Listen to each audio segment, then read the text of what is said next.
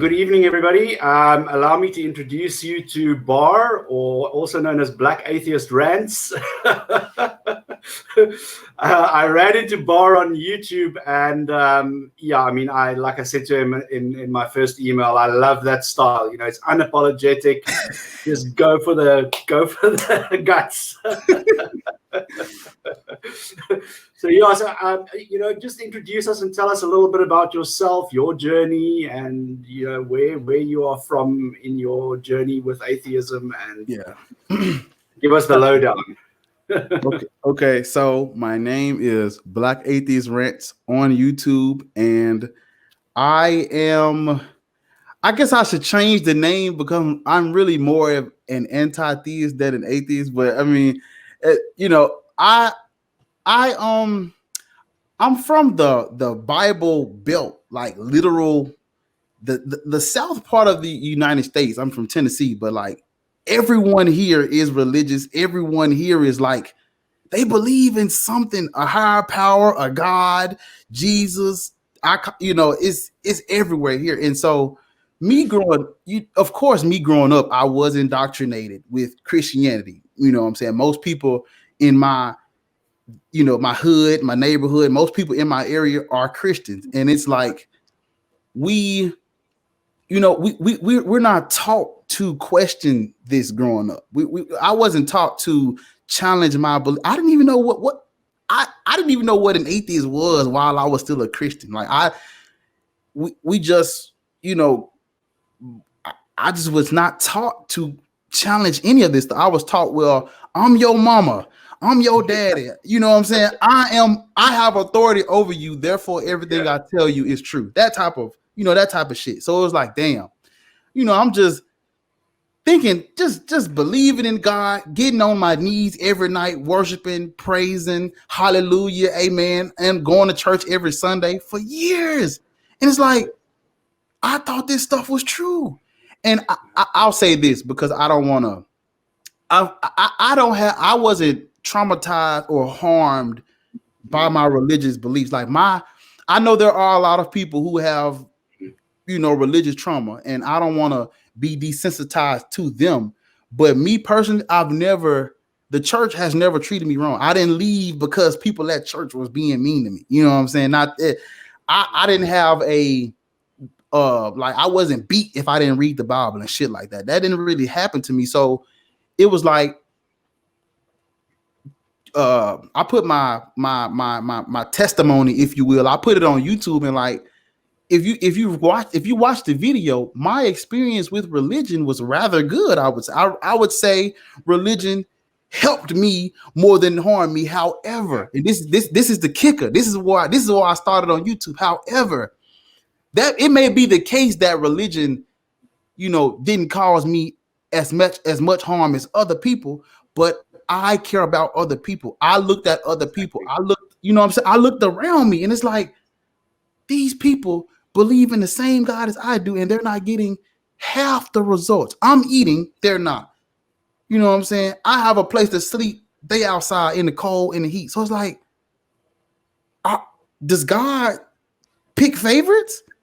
Because I don't. Why did God create me to care about others and to treat everybody, as nice as possible? The golden rule: treat people how I want to be treated. And it's like he's picking favorites. So I didn't like, again, I wasn't taught to question my beliefs. I didn't challenge these religions until I got into college, and I took a philosophy class, and she introduced me to philosophers, and she was just opening my professor. She was opening my mind to like this world of academia, or this world of knowledge I had no clue existed.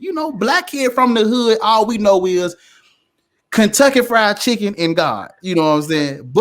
Mashed potatoes, chicken, corn, and God. You know what I'm saying? All we know is the streets and God. That's it. Basketball, football, and God. So I didn't. What is a Julius Caesar, Frederick Nietzsche? Who are these people? You know what I'm saying? So I was exposed to them in how they talked about God and religion, I'm like, wow, these people don't believe in this shit. The smartest people throughout history, or the people who are viewed as the smartest people throughout, they don't even believe in God. I'm like, wait a minute. Let me go watch a YouTube video or something, man. Oh my Lord Jesus. YouTube is like, I think YouTube is like kryptonite for God, because YouTube is the ultimate information. I think information is information. It's like the enemy of religion. Like literally, you can type on Google and YouTube, and you could just find out so much shit. And it's like, I just started doing research, looking up everything. Is God real? Is God true? Did Jesus exist? And it's like the people, you know, of course we have people who were saying he does exist, God is real, and we had people who were saying he wasn't. And so I started watching like debates, and I was like, let me be as objective as possible. I had learned that word. Let me be as objective and open-minded. I don't want to pick a side. I'm gonna hold my beliefs back. This is before I even knew this is what you're supposed to do. I held back belief, and I'm like, okay, we got God. These people are not convinced. These people are. Let me hear them out. Well, God exists because there has to be a beginning. Okay, well, if there has to be a beginning, prove it's God. Well, it is God because it feels good. It feels right. I had a Look at the trees. Look at the trees. Look at the trees. Oh my God. Look at the fucking trees, man. Look at the trees. The sun sets and it looks beautiful. Therefore, God.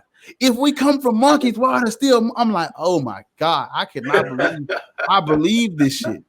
Yeah. And people and the atheists are like, bro, like you do know you're in 4K. We have you on camera saying this bull. This is crap coming out your mouth, and you believe it. And it's like, even as a child, I never liked to be wrong. I wanted to be right all the time. You know how you in school. I was the smart kid in school. I was like, you know what? I'm smarter than all these people. I can't be wrong, you know.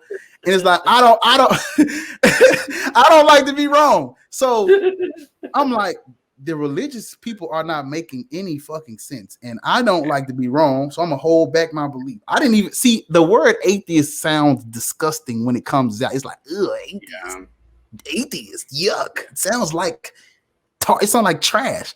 The word sounds evil. Atheist.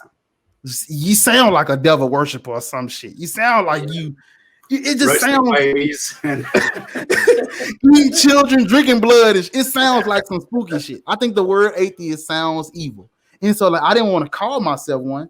And so it's like, but they make it no fucking sense. Yeah. So my deconversion was more of not because I was harmed or traumatized, but more so because I didn't like to be wrong and I cared about other people. And those two things made me not want to be. I couldn't be a Christian anymore. I had to be an atheist. I had to. Yeah. Because they were the ones saying, look to your left and look to your right. Your neighbors are not fucking eating. Look to your left and look to your right. These people are not getting hugged. They're not getting tucked in at night. They're fighting for their lives. Terminal illnesses. Come on. We can go on all the list is long. And it's like, does God really love us? Does he really care? Am I worshiping a God that doesn't give a crap? It's like, I couldn't do it. And so it led me to atheism. And I personally thought atheism was like a religion or a belief system, but I realized it's not. It's not. We're not there's no prophet. I don't get on my knees every night and thank Richard Dawkins because I'm alive. I don't pray to Christopher. Oh, great Dawkins.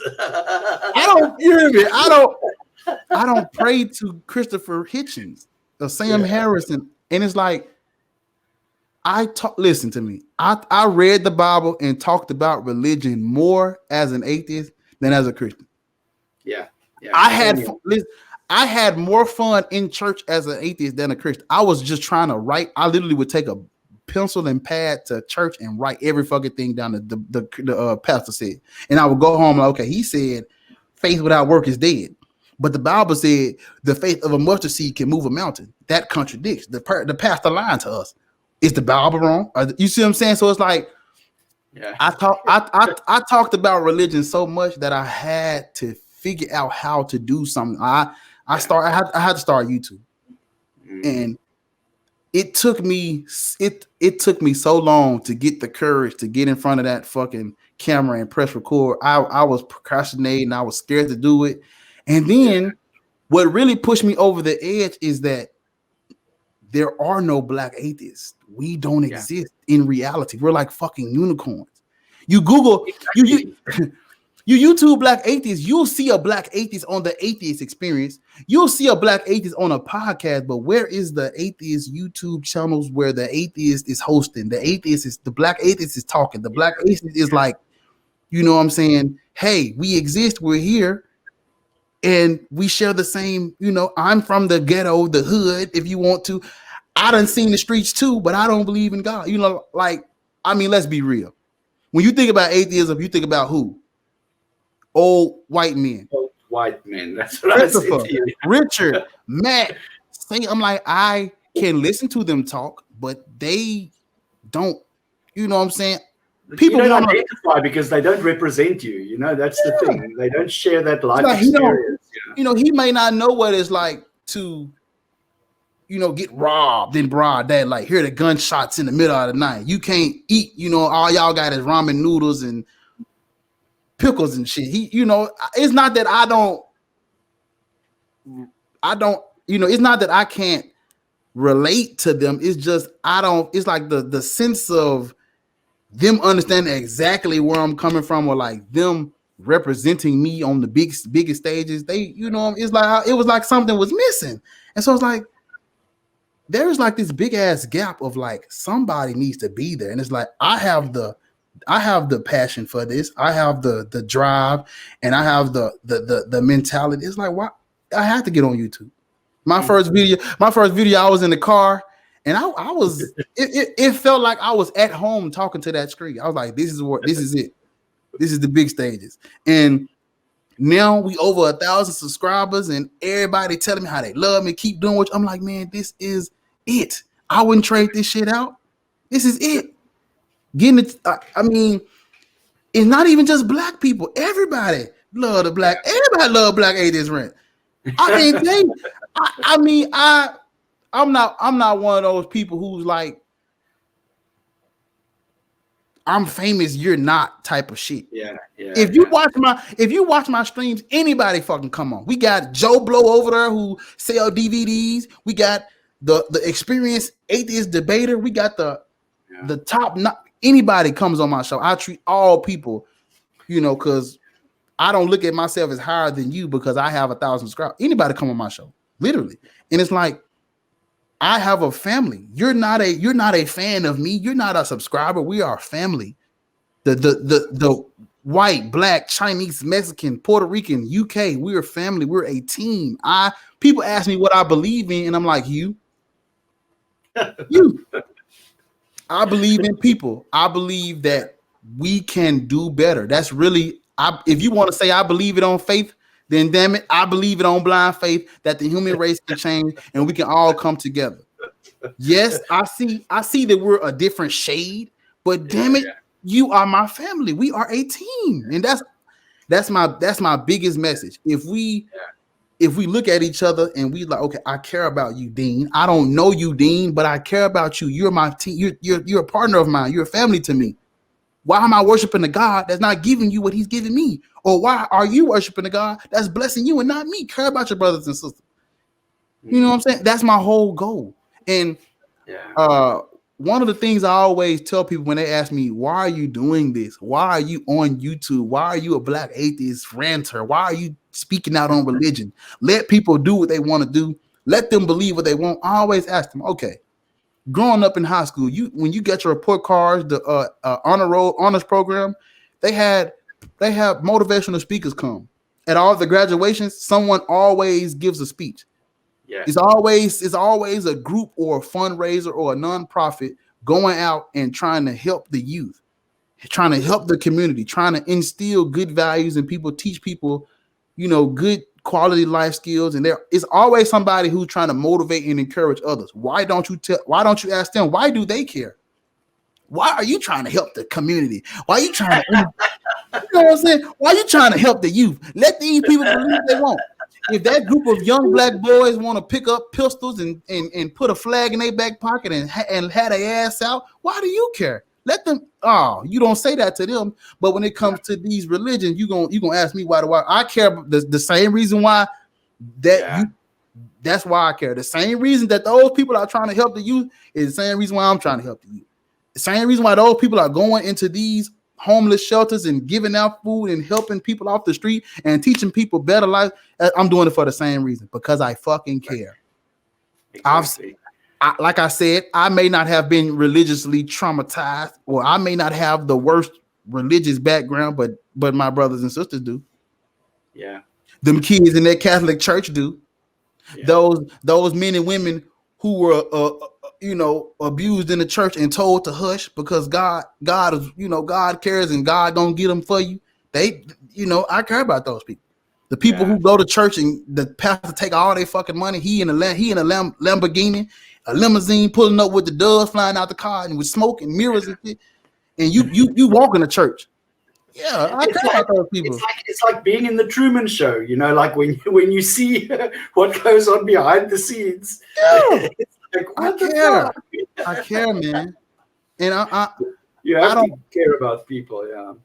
It's very funny that atheism is, you find that atheists are, I'd say 99% of them are also humanists, and they've got a very strong focus on secular social values, community building, helping other people. It goes without fail, and it's very seldom that you find an atheist that don't espouse those humanist values as well. Right. They're out there in the community doing shit, getting shit done. Exactly. And that's the and they don't want to sell you, they don't want to put a Bible in your pocket at the same time. Right. I just want to do it because I want to, not to get a reward. Yeah. You know what I'm saying? I mean, that's the ticket. Humanism. That's my religion. If we gonna play this game, I don't really like to debate God. There is no debate. Come on, man. These people, the shit stain religion has left on history, ain't no debating them. I'm not about to debate you whether or not your God exists. Your religion has caused harm. Y'all are off the table, off limits. Exactly. Come on, look at the Black Lives Matter movement. They are literally in the streets protesting injustice and then go home and worship injustice. How? I know. I mean, if you want to see injustice, come to Africa. We'll show you how religion has killed the spirit of an entire continent. It's taken, from the north with Islam right through to the south with Christianity. Lord it's Jesus. Just, this continent, I don't know. The Europeans really fucked it up for some reason. I have an Europeans and the Arabs.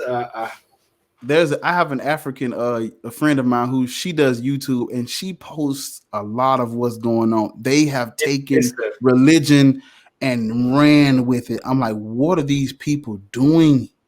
What is this? It's a shit show. It's not even Christianity no more. It's like a remix version. Yeah.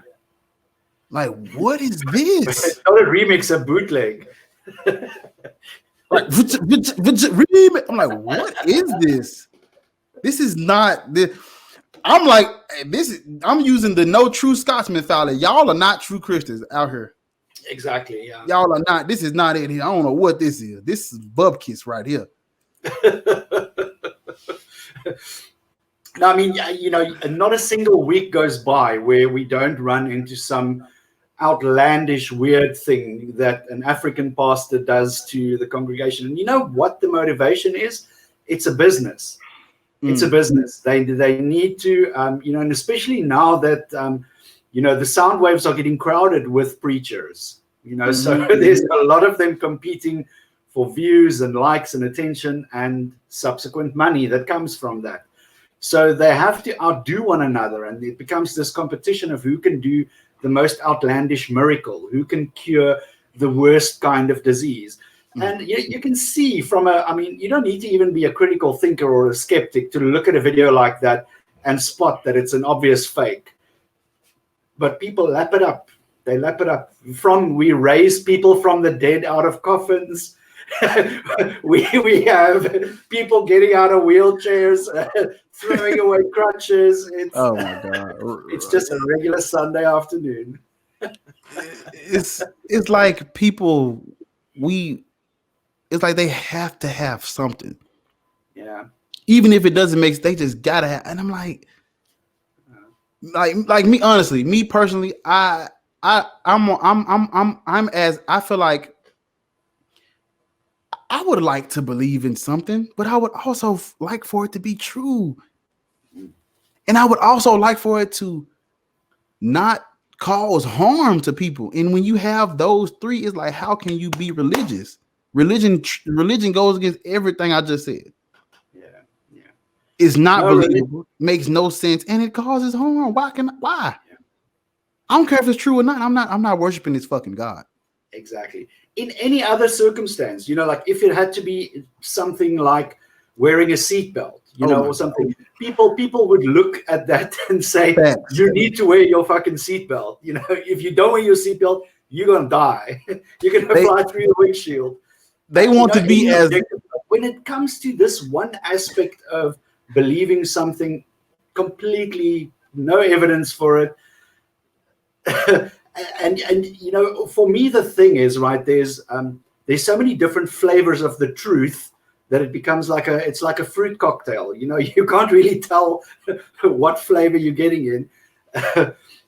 I just wish they could all get together and do a conference and say okay, this is the version that we're going to work with, right? And everybody's going to go with it. That's what I'm saying. Got something to work with. How can you debate them when they all believe in something different? It's like every single debate has to start with a questionnaire. Right. Is this a particular version? Is this a particular version? Is this a particular version? Yeah, it's crazy shit. I'm like I can't. I've done debates. I don't like doing it. I don't like to try to disprove your God, because that makes people believe that you could be right. No, you're whether your God is or not, you're still wrong for worshiping. Now what? So let's skip the part whether he believes. Now let's just get straight to it. You worship a weak ass, sick ass God. Yeah. And we gonna. I think I am as extreme as atheism gets. I don't really have tolerance. I curse and I say F God and I say I hate your God and I call you out your name. I talk trash. I'm disrespectful because this is disrespect. When you tell me God exists, you're disrespecting me. Well, you taking me too far. What you mean? Well, I mean, not even just black people were enslaved. Most nations were enslaved. So why are you worshiping a God who you think cares about you that lets your people get enslaved? So if you tell me God is real, I'm assuming, well, you must agree with what he let happen. That's disrespectful to me. I'm disrespected off the jump. I'm a Christian. Ugh. Why? That's like saying I'm a murderer. I go around murdering people. Like, you're scaring me, because if you a real Christian or you a fundamentalist Christian, you scare me, because I believe that your ass will follow the Bible down to every word. Yeah. And when it say stone the little boys who disrespectful, I believe you'll follow that. When it say kill the witches, I believe. I'm scared of you. Like, you scare me. You're disrespecting me by telling me you believe this book word for word. That's scary to me. Exactly. I'm like, what won't you do in the name of God now? Come on now. Yeah, I mean, you only need to read the news to find out what fucking things people do in the name of God. I mean, ever heard of cults? Exactly. It blows my mind that religion is legal. But it gets a free pass for some reason. They don't pay no taxes and they have free reign and all the trip part, they think they're being persecuted. What? So you think your life in danger for being a Christian? I'm gonna welcome somebody else to the stream. Okay. One of our members has joined as well. That's cool. Hey, Michael. Please, I'm a law breaker. How's it? How are you? How you doing, Mike? Good, thanks, mate. I'm sorry, I'm a lawbreaker. I'm 20 minutes after curfew, and yeah. Man. All right, I'm going to be quiet. I'm going to just listen. I don't know what you guys are chatting about. Oh no. Okay, we were just talking about these fucking religious people and how they scare me. Like I'm scared. They like fundamentalists who believe their books they take it literal. They scare me, man. And it's like I disrespect religion because religion disrespects me. Their book tells them we're unclean. Something's wrong with us. You judging me before you know me. You don't know me. How you know I worship the devil? How you know that? Is it because? Hold on. Let me hold up. Let me hold up. Change this shit. Oh, there you go. I'm in hell now. You worship the devil. So I worship the devil because the light in the room is red. That's how they treating us. Like we're evil. We're evil because of what? The books, that's disrespectful, y'all. So it's like, why not curse God? Why not blaspheme? Why not talk shit when they started it? We're just ending it. Sure. Well, it's a victimless crime, blasphemy. Yeah. It is. We are evil by default in Christianity, y'all. You're born into sin. That means you are literally criticizing me, and I deserve eternal punishment just for being here. When you told us to be fruitful and multiply, and these are not rational people. Let's be honest. But why is this legal? Good question. I mean, okay, I'm not saying people can't believe what they want. I'm saying Christianity is a book full of who to kill, when, how, where, why, who to enslave, who to cause harm to, who to neglect, who to cast out, who to throw rocks at until they die, who to burn at the stake, who to hang from trees. Women like second-class citizens. How to fucking treat your neighbors like fucking second-class citizens. It's a death cult. They're deeply invested in death. They can't wait to bring it on. They're going to get their reward after they're dead. So wait, robbing the bank and stealing paper is illegal, but going around and telling people they need to be saved or else that's legal. Yeah. You're gonna fucking threatening my life. You wake up every day threatening people. You're gonna burn in hell. You're gonna die one day. You're gonna burn in hell. You're gonna regret it. That's my worst is that they pick on children and imbeciles. You know. Mm-hmm. They pick on children, defenseless children, and they put this nonsense in their head. I think religion and alcohol are very, very similar in the way they operate. They both get. Some people can handle it. A lot of people can't, and it always starts out quite sweetly. You know, the little kid going to Sunday school, and they come away and they Jesus loves me, and they're singing these pretty songs and so on. But eventually it reaches a point where they become morose and they into death, and it's just like a drunk, yeah. I figured something out, and I want y'all to tell me what y'all think about what I'm about to say. It's like, so check this out. I have come to the conclusion that they lure you in with the New Testament, and then they beat you over the head with the Old Testament. They tell you Jesus said, "Come as you are," but you can come as you are, but your ass can't stay that way. You can come in worshiping the devil. You can come in believing in Satan and eating crawfish and mixing linens and working on the Sabbath. You can come in like that. But it's like they use Jesus. What would Jesus do? They use Jesus to get you inside. And once they get you inside, they tell you, it's a trap. The Old Testament says, the Bible says, it's like, so you get to use the Old Testament to make other Christians conform, but when I use it, you say it's the Old Testament. No, let's play this game if you're gonna play. Yeah. So what you think about that? They use the New Testament to get you in. You know, it's a big wheel of choices. You know, they'll just spin the wheel and see where it lands, and that's the thing that they're going to hit you with. You know, the Old Testament Bible, especially. You know. it's adult fiction, you know, and I don't know how they can teach it to children, you know. I mean, you know, donkey genitals and snakes in the garden. I'm on. And they read it to children, you know, like preschool children. Let's go do some Bible stories. La la la la la. This is Adam and this Eve and the snake in the garden, mudman, rib woman, and the talking snake. And kids lap it up, you know. It's like, it sounds like fantasy, you know, like kids love that stuff, you know, and especially if it's told in a good story. You know, you have a new generation of brainwashed little soldiers marching out of the church. I'm very against children being in church or children being taught religion in any form.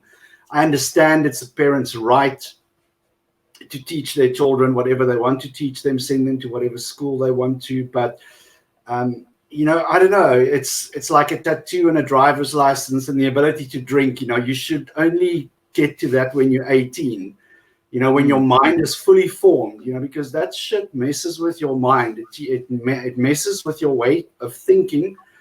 It turns you into someone that doesn't think critically, that follows instruction, you know, because that's what religion does. It's there to subjugate people and to make people conform into a certain thought pattern. So, you know, whenever I see children in church, I cringe at that, you know. I don't smoke to see that. Yeah, that is really. And then they troll. They're like ambulance chasers. You know, they'll go to the hospital and they'll find people who are dying and they'll go in there and prey on them. That just pisses me off. Like the cancer ward and the terminally ill people. Yeah. You'll find that they'll come there. What do you call them in the States? These girls, these ladies or something, candy girls or candy stripe girls, or they go through the hospitals and they, oh man, that's just, you know, it's like you want to stand in front of them and ask them, you know, have you no shame? Have you no shame? Have you no integrity? I want to do like the Handmaid's Tale and ring the bell. Shame. But I mean, you hit on something very important. Is the Handmaid's Tale? I mean, that stuff's real. If they were given a half a chance. As Hitch said, never forget how religion behaved before when it had all the power. And if they had all the power, they'd do it to you again. They would do it to you again. Yeah, it's that very same speech. He said something along the lines of, "It's only now that they've had to give so much ground that they come to us with you know, like groveling like merchants in a bazaar trying to sell you something, you know, but we should never forget how they behave when they are fucking strong and when they the new age of Christians, they think religion didn't spread through violence. They literally I'm like, they live under a rock. What were their PR tools? The whip, the thumb, they read a book, the fire. You know, if they didn't have those tools of violence, we wouldn't be dealing with this now. We wouldn't be hostile, man.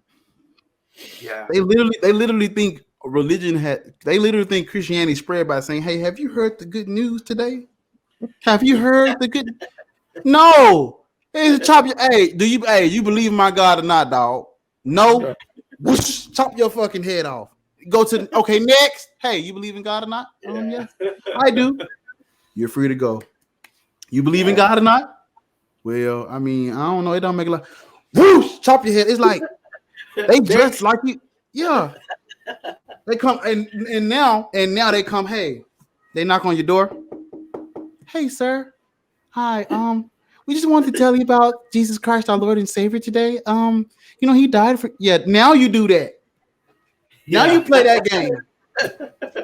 Now you play that game. 100 years ago it was. Turndine? Now I said a couple of 100 years ago it was a different story altogether.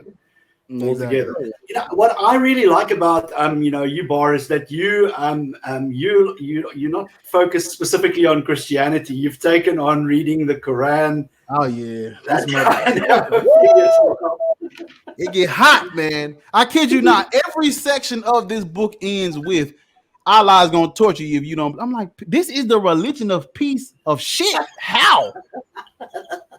How is this a religion? I really need to ask a Muslim, how is this a religion of peace if Because ain't no Old Testament, New Testament now. This all together. So y'all can't say Old Testament. You can't cop out. That means they accept every page. Ain't no Jesus Christ Savior come and change the law. No metaphor, no interpretation. Ain't no old covenant. Old covenant, new covenant. What's interesting is if you look at Islam, Islam's about 14 centuries old, right? It started 600, 14 centuries old. So it's just reaching its puberty. It's unpleasant, right? It's like all kids are 14.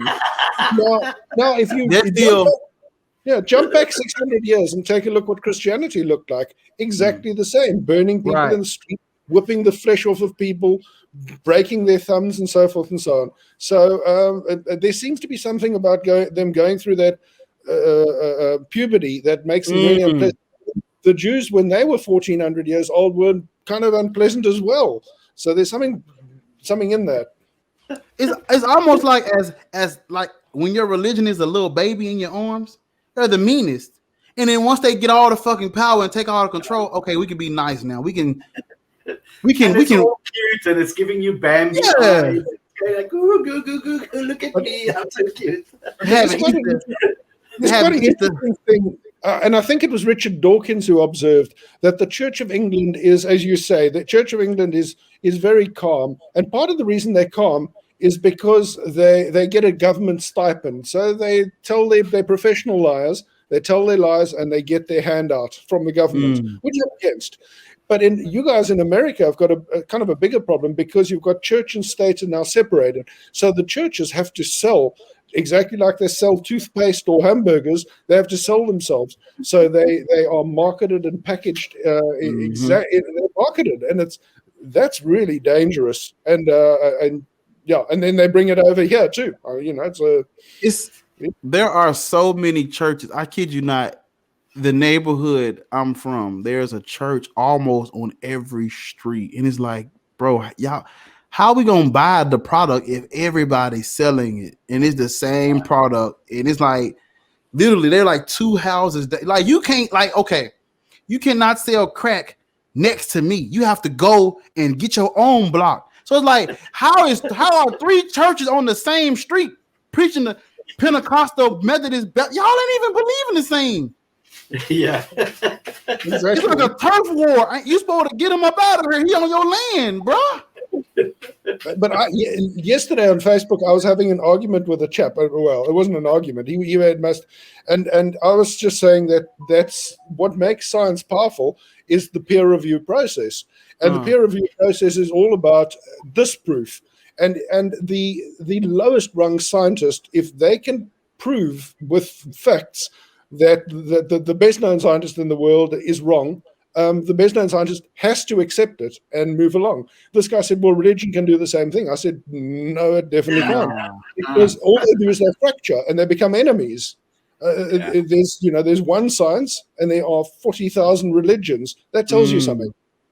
Wow. And you can't talk somebody or you can't reason somebody out of something they didn't get reasoned into. It's just an entirely emotional process of mainly out of fear and ignorance. Right. And what you just said is how I like to play with them. Like, okay, I can't speak to you logically because like what you said, you didn't reason your way into that. So I can't reason you out of it. I can't say 2 + 2 is 4, not 5. You're going to be like, well, I believe it's 5 though. So so this is what I do. And I don't go around saying I believe a God exists, but if I'm talking to a Christian, I say, you know what? Let's say God exists. Your God is the one true God. Your religion is true. Why should I care? Why should I worship? Let's play that game. And they'll go, well, Jesus died for you. Did I ask him to do that? Why did he do that? Who did he do that for? Who did he pay the price to? Himself, right? So why he do that? Well, life is a gift. Yes, a gift that does not deserve payment back. So if he gave me a gift, I shouldn't have to give him anything in return. That means my time, my resources. I don't have to worship. I shouldn't have to go to church or pray or say thank God. It's just a gift. I say thank you one time and I go on. You can't do that. They're so super confused because he didn't die. He just had a bad weekend, right? Well, yeah. I'm sorry. Look. Firstly, I don't believe he actually existed, but Yeah. he got crucified and whipped. Tell me about the history. Everybody got crucified and whipped in history. Right, I mean, it's not- the Romans. If your village stood up to the Romans, they crucified everybody in the place. Yeah, and what's good? I mean, if my dog pisses on the mat, I don't beat the cat. There's how does that work? Yeah. That's a very sickly aspect of religion, is that fact that, that they look for scapegoats, and the scapegoat takes on the sins of the entire tribe, and we chase the goat off into the desert, and then the tribe is forgiven. Like, get the fuck out of here. I mean, like, how does that work with there we go. I'm back. I don't know what just happened. I made a mistake and pressed the wrong thing on my computer, and it took me out of the stream. I was like, damn, how did I do that? I'm so sorry, you guys. I did not mean to do that. Just been talking behind your back. I did not mean to do that, man. I was like, damn, they probably think I just left. I'm so sorry, y'all. What did I miss while I was gone? No, we said you're a great guy. We were just raving about. We were saying like, this is the best shit that's hit our consulate in a while. We really love just the energy and the approach, that you have. And what I was saying to Michael is that we need to cultivate a sense of community, because that's the thing that unifies us. Like there's nothing that unifies atheists. We don't have like a doctrine or something. Like you've heard that expression, like getting atheists together is like trying to herd cats in a room. It's just everybody goes in their own direction. So these little get-togethers and online meetings, they all serve a purpose. To embolden and unify, and just to give people, a sense of identity, and to see that there are other atheists out there, and then they can relate, and feel a part of rather than apart from. Right, and that's why if you ever watch my show, I literally have anyone on. I do not care. Yeah, because how are we going to get that sense of community if you have to be a scholarly. I'm not even that deep into it like that. So it's like you are whether you're Matt Dillahunty or whether you my next door neighbor. If you don't believe in God, we are. You know what I'm saying? There is no ain't no tier list. You know what I'm. That's why I was telling Dean earlier. Ain't no tier list over here. Yeah. If you say hey, boy, I'm sorry. Go ahead. Sorry, I was going to just ask where about you are, where physically in the world. Oh, Memphis, Tennessee. In Memphis. Oh wow, okay. Yeah, the Bible belt buckle. Oh yeah, you've got it there thick. I was in San Diego for 8 years, and that was bad enough. I mean, I was. But the South, where they actually, Bible thump. This is where Bible thumpers at. Yeah. The good old country folk. These people ain't playing. I was going to say his Bible, country, and Jesus. They're not playing about these religions, man. These people believe this, like they believe in some. Everybody ain't no atheist. There are no atheists where I'm at. That's why I'm like, why wouldn't I have Joe Blow on down the street? Why wouldn't I have anybody on? Because I don't have I'm sorry. Go ahead. You must have a really tough time. I mean, you just that's people. Listen, when people ask me like, how do you stream? Like I go live sometimes for like 6 hours, and they're like, "How are you doing?" I'm like, "Bro, this is the only time I talk to other atheists. What are you talking about? You are my friend. You are my family. I might not see you until I go live. I might not hear from you until I go live again. I gotta spend all my time with you because I might, once I get off this computer with this black atheist shit, and I go back to regular life, is hallelujah, hallelujah. Everybody, hey, I'm not. It's just Bible thumpers everywhere. God. We're so lucky because, I am anyway, because where I grew up, there are churches, but I've never seen anybody. I don't know anybody who goes to them. I mean, everybody here is pretty, it's kind of irrelevant. There are people who are religious, but it's kind of irrelevant. You grew up in a big city, man. I grew up north, up country, towards the northeast of the country, and I mean, like, it's very close knit societies. Very culturally isolated. Those people, they had, what we call here the Dutch Reformed Church. The one person is trying, the Dutch Reformed Church. The one person is trying to be more prim and proper and reserved and upstanding than the next one. So it's a vicious culture. It really is a vicious culture. Meanwhile, back at the ranch, oh my goodness! I wrote a novel. The scandals that hit the ropes there. That Dutch Reformed Church, I'm telling you. Yeah, I wrote a novel that you might actually, if you're a reader, I'll send you a copy of my novel. You wrote a novel? Yeah, all about, and it's an interesting novel. I'll get your contact details from. I read a lot, man. I have a couple books that other atheists sent me, and these people's story. I like, man, how it, like, that's what I'm saying.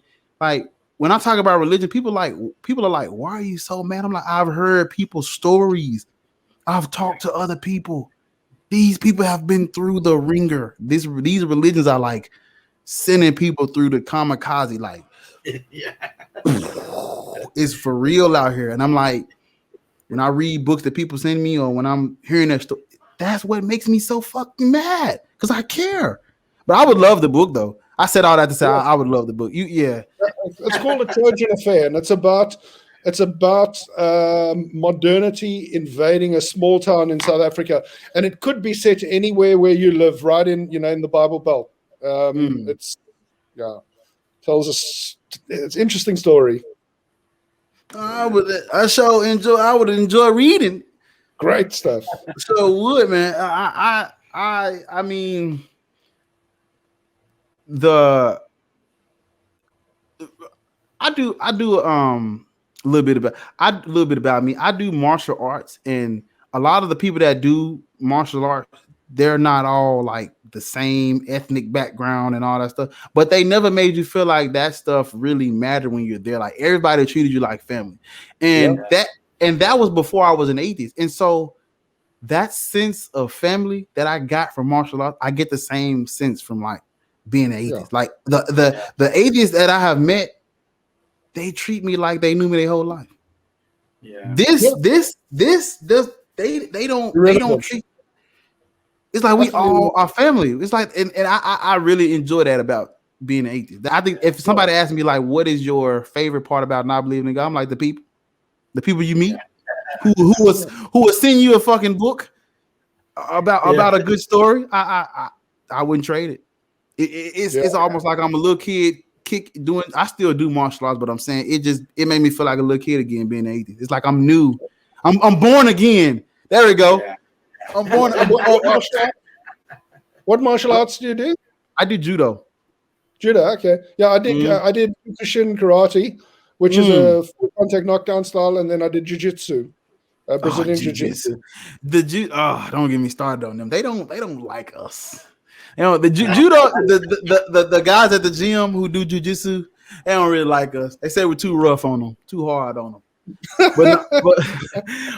but man, I feel like a kid again when I talk to other atheists. They be like, man, fuck God. I'm like, ooh. This is the thing, like, there's great solidarity. When people realize that they share a cause, they immediately develop a sense of solidarity. And like we said earlier, the internet has been the downfall of religion, because we are finding one another, we're connecting with one another, and we realize that we're not alone. And the breaking that isolation is part of what is mobilizing us as atheists to voice our opinions, to make ourselves known. It's just because isolation is a thing that kills your spirit. It kills your spirit. We weren't meant to be isolated from other people. Like, I really don't get recluses. These people who want to live up in the mountain in a cottage and, just go and get water and food, and they don't, fuck everybody else. I'm living up here. Fuck you. I don't get those people, because I've never been like that. You know, like I do need people around me. Stupid people annoy the fuck out of me, but I still need them around me, you know, because if I don't realize that I'm part of a community of a bigger group of people, then that isolation thing sets in and your thinking starts to stink. You know, you need people to bounce your shit off of so that you can see, you know, what you look like in other people's eyes. And, you know, when we communicate and interact with one another, we develop a strong bond and a sense of community, and you realize that you are not isolated, because especially in communities where we are few and far apart, this is a very prominent thing that you know, people tend to get you know, very depressed and down because they, you know, don't have that sense of community. So this is, like I said in the beginning, one of my passions. You know, like we need to connect people together, share one another's content. You know, so that's why you know, yeah. we're gonna I don't know. all over our social media and see what comes of it. What time is it where you guys are? Are you guys in the same 10 o'clock? We're in the same time zone. It's 5 to 10 p.m. Yeah, we're right at the tip of Africa, at Cape Town. Wow. Because I usually live stream at night here, but that's probably like the morning time. That's where you early are. morning, yeah. If I wake up very early, I catch you live. Yeah, so it's like, okay, but on Sundays, I'm trying to start like around this time, I'm trying to go live. And so like I know there are people who don't live in the Bible belt buckle of the United States, but they still watch the show. So I'm like, I'm gonna try to make a day where I like go live at the opposite end. So like people who don't normally join can get on, because Sunday I'm doing a younger atheist panel where I'm getting all the young atheists under like 25 together, and there's a lot of us. I didn't even know it was this many people, but we all gonna get on the stream together and like, you know, get a young whippersnappers a chance to curse the name. But that's, you know, the youngsters is where it's at. Anybody, I'm in my mid-50s, but anybody in their 50s and 60s, you forget about them. It's the youngsters, and they are giving up religion quickly because of the internet, you know, because they seem to bullshit.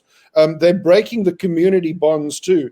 And that's what a lot of my book is about, in fact, because small towns isolated, but the internet throws open your doors, and all of a sudden, you know, everybody in a small community is the same. But as soon as you've got the internet, I've got much more in common with you on the opposite side of the world than I've got with people I grew up with my entire life. And that's exactly it. And it's like, I mean, I've had people who 50, 60, 40, 30, all ages on the channel before. And it's like, they are nothing like me, but say everything I would say without even knowing. I'm like, how? Like, wow. We have, like you said, you have more in common with strangers on the internet than people you next door to who come from where you come from, same school, everything. But you know what we've really got in common is two things. Is number one is we are unconvinced by the stories we hear. We hear them and go, this doesn't make any sense. We got that in common. We've also got secular humanism in common, whether we know it or not. We've got the same morals and ethical code. And I wrote a little essay I'll send to you gladly as well, which was, there are three things that really go hand in hand: racism, homophobia, and misogyny, you know, anti-female. And those three always travel together. And if you can cure a person of one of them, you cure them of all of them, or a person or a community. And they really, it's a fascinating study that of where that comes from. Why do those three travel together? Pretty interesting. I'll send you the essay. Religion. So that's exactly where it comes from. You said racism, homophobia, and misogyny travel together. Always travel together. I need to. You gonna send me are you gonna send me the essay? I need to write that down. That'd be a good ass video, man. I might need to. Yeah, I'll send you the video. I'm gonna write that down. But no, like my thing is, I feel like racism. Well, see, that's a different take. I like that. That's different from what I always say. I used to say shit like racism and religion are the same. And it's like you've made it to where like, no, you're saying hey, religion causes more. Religion is the root cause of a lot of shit: homophobia, misogyny, racism. They all tie back to that. And if you can cure one, you can cure the rest. It's like that's interesting. By curing one, you cure them all, and not in an individual or community. I kind of put me personally. I put religion and racism at like the same, but it seems as though racism may come from religion. It does. You see. So I'm like, is it like, oh, because I put them on like, hey, racism and religion are the same, but it's really like, no, being religious can cause you to be racist. Yeah. Being racist, I'm sure you get racist. You get an atheist or two that are racist. I'm sure you do. Yeah, I don't make the connection. Mm-hmm. It's a bit of a generalization, but judge me on the essay. Mm-hmm. Say it to me as well. I'd love to read it. Yeah. I gotta read that, man. That's gonna be it. Yeah, I like that. Because I've always had my little spin on that whole religion racism thing. I always think they went together anyway. So that's gonna be. I'm gonna enjoy reading that. I'm gonna have to make a video on that. Yeah. All right. Cool. I'm gonna pull it up and send it to you right now. Okay. Do you have my email address? I'll pass it on to him if you're okay with that. Okay. Yep. Sure. Yes, sir. So do you guys like go live often on this YouTube? Well, I started about a month ago, to do lives, and I basically we had this conversation between the two of us because we are the administrators of the group, and we said the majority of the people in the group, old white men. We need to, let's start looking for atheists that are female, that are people of color, that are, in the general African continent or has some African roots.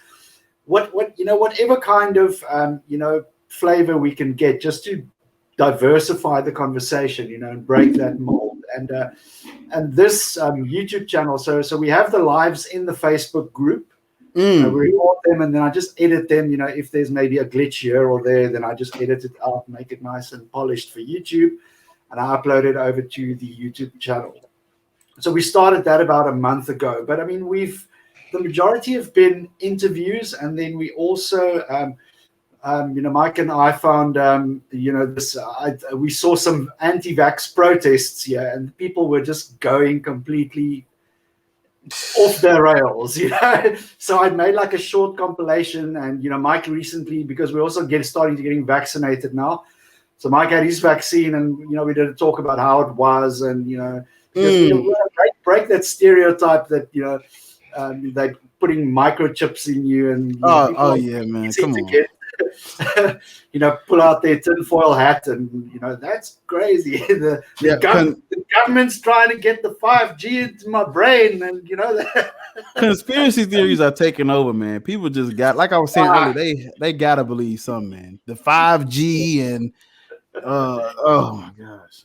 Yeah, and I'm a recovered what do you call it? I've never been religious at all, but I am a recovered conspiracy theorist.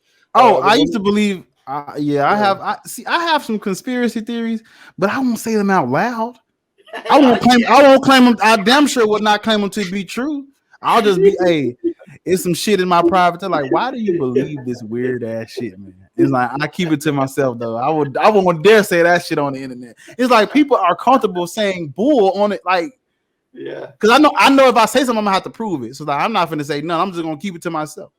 Which is what I encourage religious people to do. Keep that shit to yourself, since you can't prove it.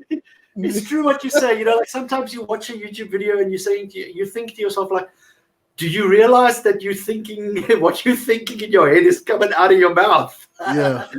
There should be a filter. There should be a filter there. And one day you're gonna have to. This is on forever. One day you're gonna have to live with it. And may I ask, have you ever been to Africa? You ever been down to South Africa? No, sir. I've never been. Ooh, you gotta come and visit. Best city in the world.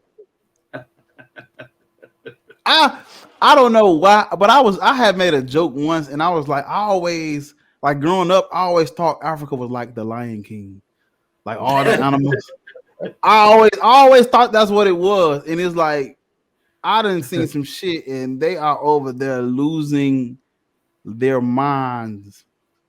I mean, the African pastors are just top tier. No, they're crazy. They are crazy. Yeah, but you see, what you've got there is you've got tribalism. So you've got tribal culture that is now met and married to crazy Christianity and frightened people.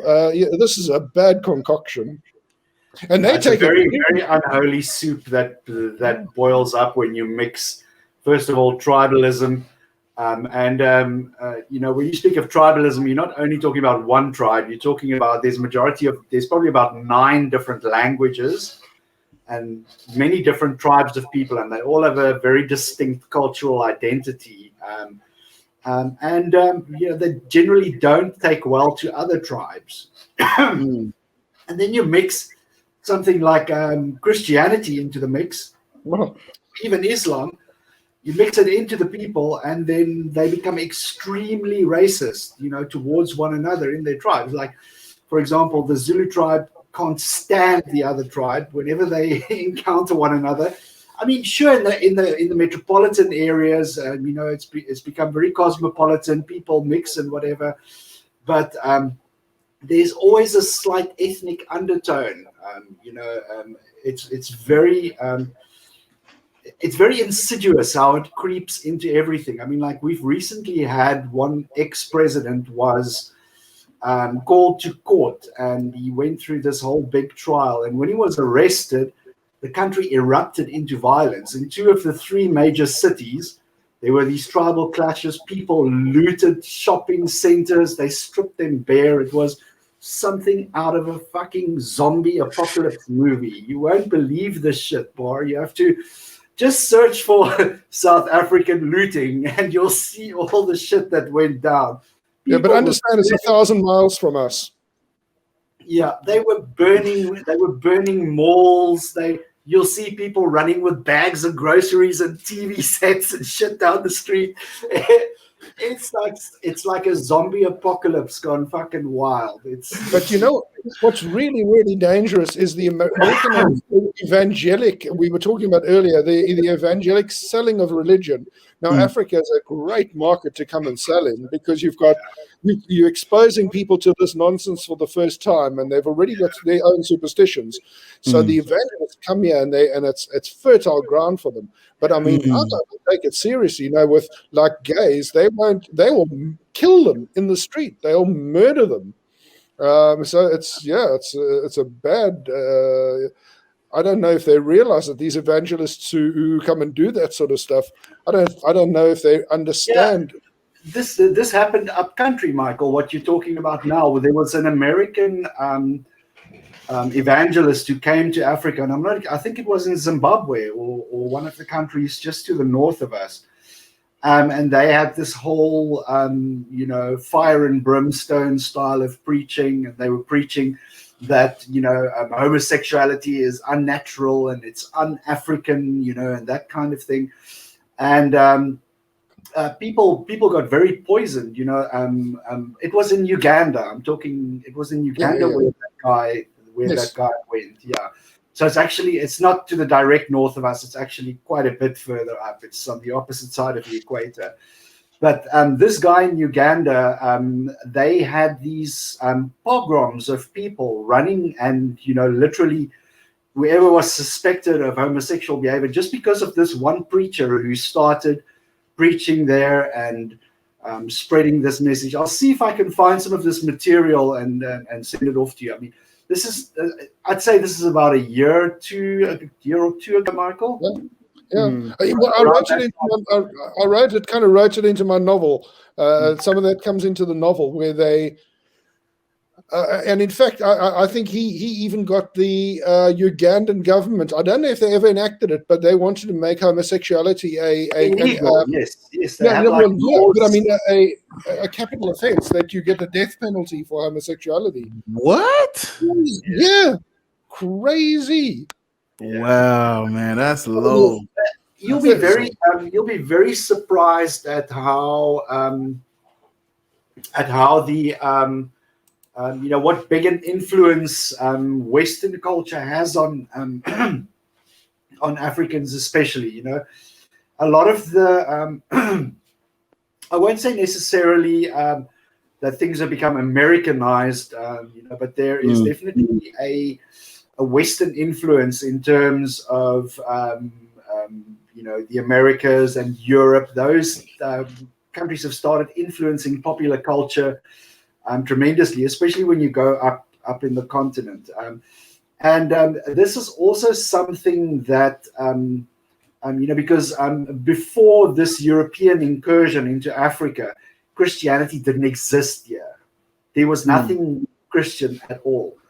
It was I think it was Jomo Kenyatta. I also mentioned I love this quote because this quote is like my absolute favorite when it comes to, there are two quotes when it comes to Africans and religion, right? The first one is by Chris Rock, and the second one is by Jomo Kenyatta. And the one that Chris Rock said, he says, if you're an African Christian, you've got a real short memory. And the second one is Jomo Kenyatta said, when the missionaries came here, we had the land and they had the Bible. We closed our eyes to pray, and when we opened our eyes, they had the land and we had the Bible. And those, it speaks volumes. That whole experience of how the breadbasket of the world, Africa, the cradle of civilization, was just plundered by Europeans. And fuck, here I'm sitting. How many generations later, born into a country, born from a position of privilege, and you see these things and you cringe, because you actually wonder, like, what can I do to make up for this, or to basically try and set the record straight, to empower people to think about these things, because it's mental slavery. Like, this whole European religion has put Africans, generations and generations of Africans, into a position of mental slavery. They don't think they deserve opportunities, because it's been beaten into them that they are, they're not deserving of achieving anything. And that mindset needs to change. And it's a very touchy subject, especially in South Africa, especially, and going further up.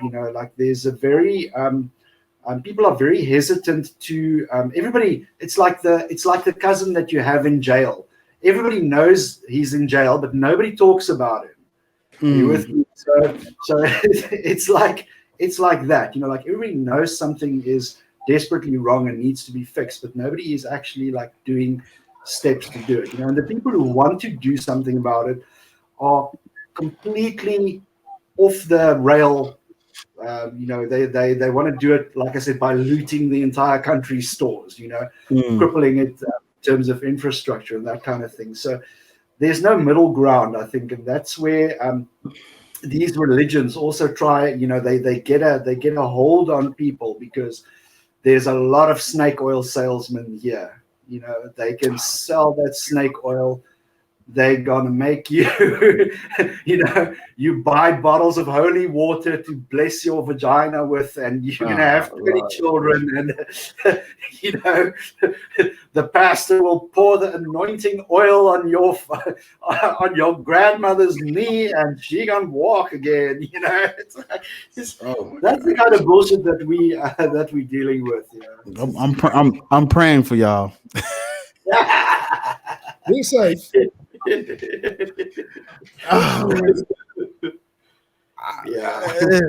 Man, it is. Oh my gosh, like the shit people say, it is like how I don't know. It's religion is just this. It's so harmful. It like it literally poisons everything. Mind slavery. Oh my gosh. It's like it literally poisons everything. Like I know Christopher has, God is not great. How religion it literally poisons everything. Like literally, you can't eat what you want. You can't sleep with who you want. You can't go where you want. You literally can't do nothing without them trying to put a fucking asterisk by your name or something. It's like, damn. Like, what don't they have? What don't they have a hand in? What aren't they trying to control and regulate? But religion, they can't make money off. Well, yeah. Religion started out as the police before there were police force. To put into the person's mind that there's somebody invisible watching you all the time and you can't get away with anything. And then there were no laws. The religious laws became the laws, the de facto laws, and the priests became the enforcers, the court. But I mean, that time has come and gone. We got to move along from there. We're post-industrial society. We've got nuclear weapons. We can't put up with this shit anymore. You must have seen Religulous. Bill Maher has brilliant documentary, Religulous. Have you seen it? I haven't. What do you say? Religulous. Bill Maher, he does. What is his show? He's got a show on the weekends on HBO. I watch it religiously.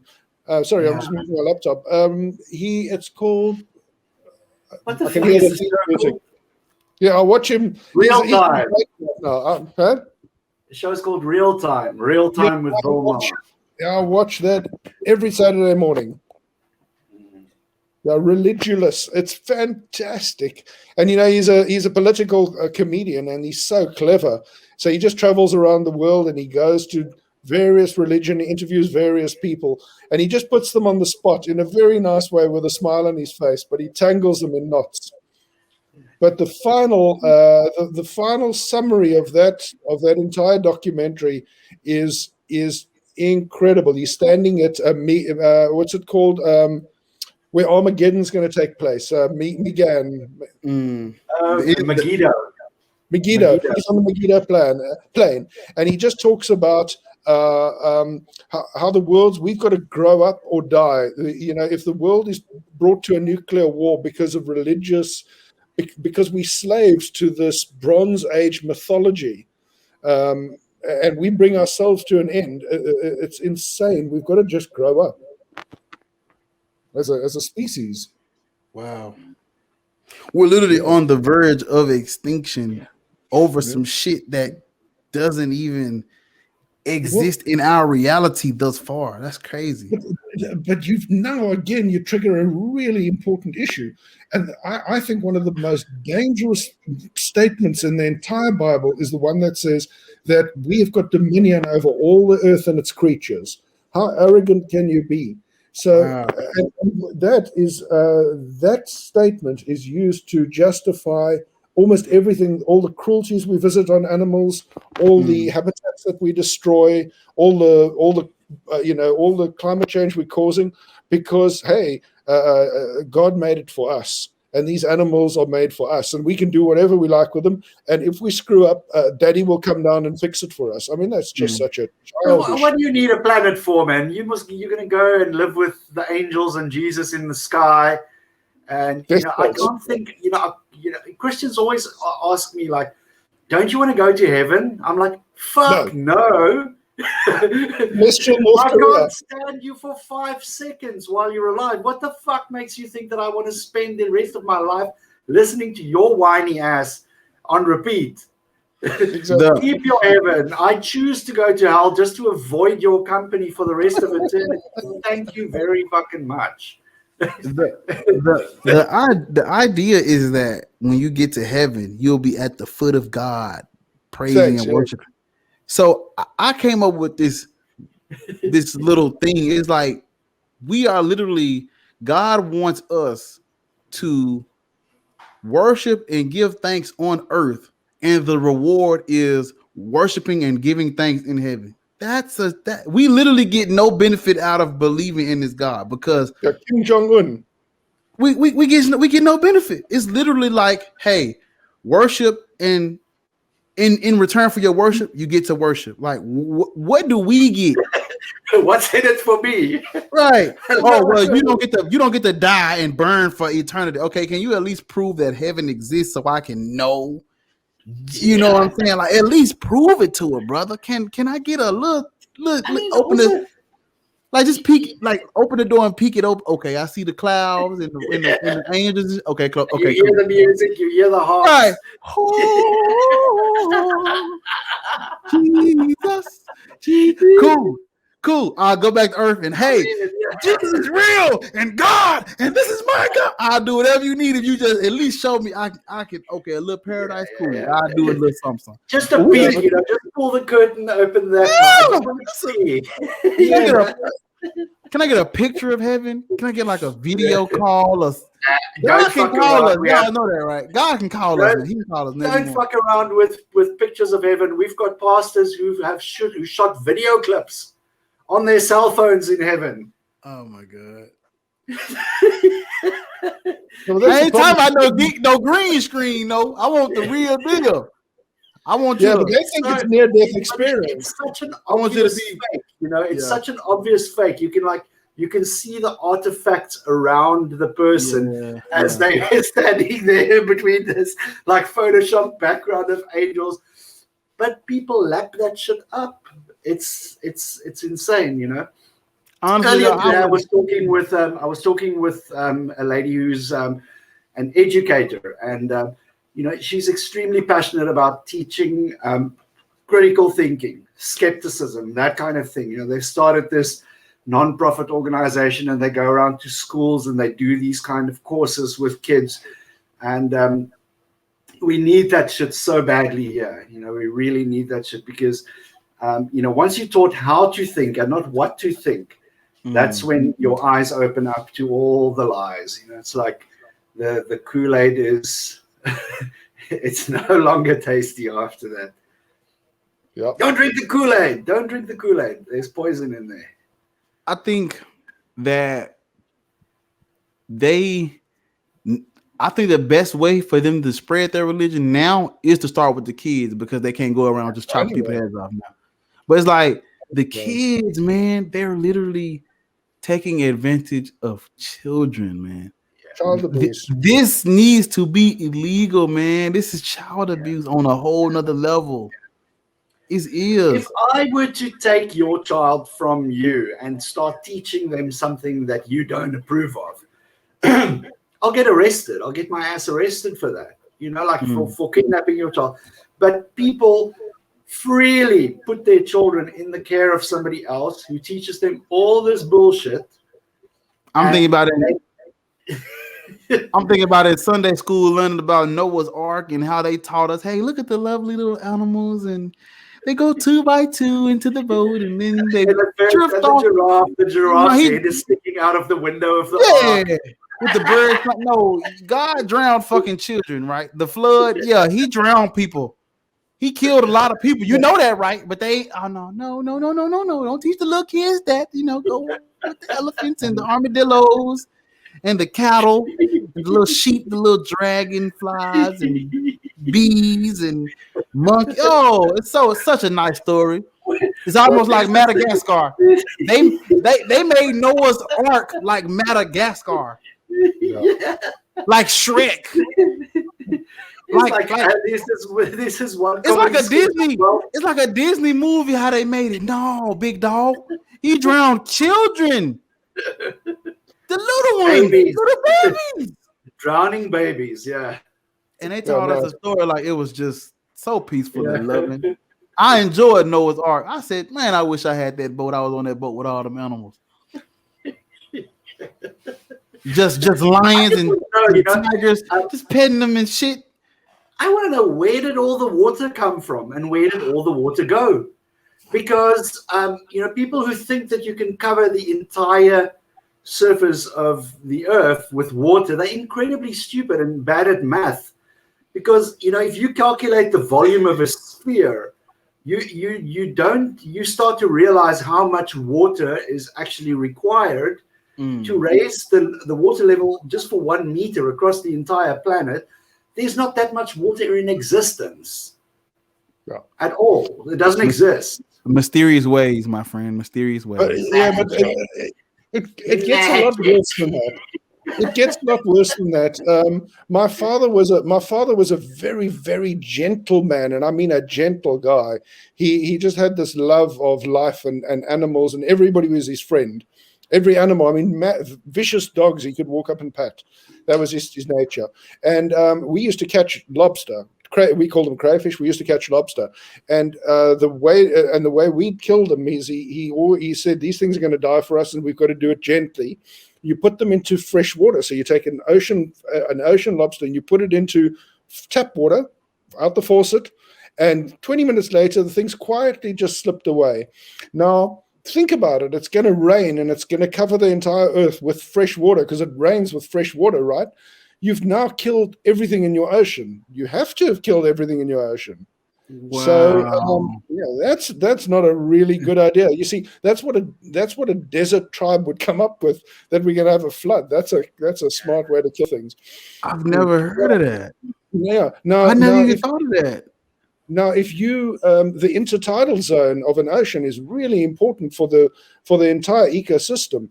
Now, if you just cover the reefs and the intertidal zones, they can't migrate up the water column with additional water. So you kill everything. You kill your corals because 100 feet of water, it's almost pitch black down there. No light reaches down there, so everything dies. You're going to cover that for a year. There will be nothing alive in the oceans. Everything's dead. So it's not a well thought out story.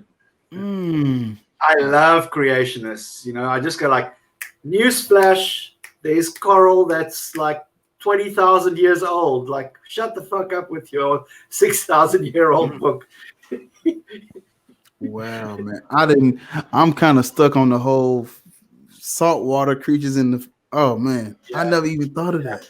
No, it's crazy. The thing is also, if you had to up the ocean levels so that the whole planet's flooded, then all the inland lakes would be saltwater as well. Everything would be salty marshes, salty lakes. What if that? That shit doesn't evaporate. It's like common sense. Stays in the water. It's like common sense just kills this shit, man. Like, I never thought of the whole salt water in wow. Everything would be different if the world did get flooded the way they said it. It wouldn't even be how it is. Well, there again, the Romans, when the Romans overran Carthage, what did they do? They salted the land so that nothing could ever grow on that land again. Well, if you flood the world with ocean water, you got a problem. Wow. Yeah, and the Chinese, everything would be dead, literally. Flood. The Chinese didn't even. They've got writing systems 10,000 years old. They didn't know of no flood. They were meticulous record keepers. They documented every single thing. There was no flood. That's bullshit. Absolute bullshit. And then they start to come with these I call it tap dancing, because that's all they do. They tap you. You throw an inconvenient fact at them, and then they start do that tap dance around that thing. So then it becomes a localized flood. So it was only in Israel where it was flooding. Yeah, and floods happen. Yeah. Who's this motherfucker that found like a Noah's Ark? And then when they had this big secret fucking archaeological expedition, and then when they finally showed the pictures, it's a mountain. Mount Ararat. Yeah, no, but the imprint of the ark, it's like just these two ridges of a mountain. They built one, I think. They built like a replica for like travelers. Yeah, I'm that's like, in your neighborhood. That's waste. Like, you could have built like 40 homeless shelters or some shit. That's in Kentucky. Do you know how many people they could have helped with that bullshit? Like, it's almost like building a replica is more important than helping other people and shit. Yeah. Oh, the people exist. Yeah. The flood may whether it happened or not, we know these people need our help, and we gonna build a fucking big ass boat that can't nobody use, can't swim, can't. If a flood happened right now, we can't use that motherfucker. So what you building it for? You wasting. Well, that's just wasting wood. But that boat can't float. And besides, that boat could never float. A wooden boat of that size cannot exist. I'm a science guy. The square cube law says that boat there's a certain size limit to how big you can build a wooden boat, and that's it starts sagging and yawing apparently. So the longer the wooden structure is, it twists and turns, and it loses the ability to with that sagging and yawing, the joints open up and the boat floods, so it sinks. Right, because the shorter wood is, the stronger it is, and the longer piece you got, it's like you could fucking break it in half with one snap. But if you get a shorter piece, wow.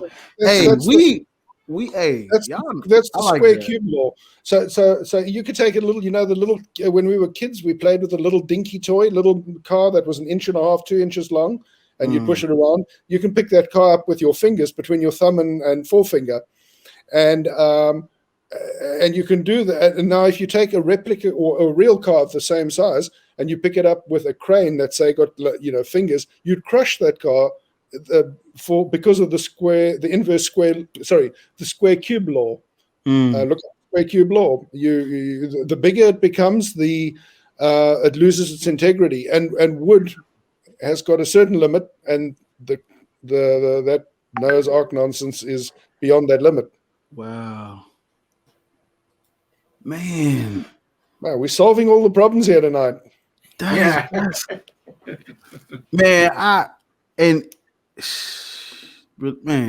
that is so. Yeah. Like I didn't even know. I'd never heard of the square cube law. That's so interesting, man.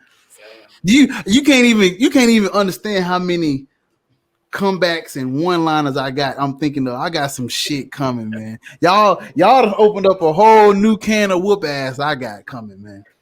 The funny thing that what I've really started looking into recently is just north of South Africa here, we north of Cape Town, our region, there's a mountain range, and then there's a massive stretch of semi-arid desert. Now, this desert area, they've recently started discovering some old fossils, and it's a area of study for paleontology.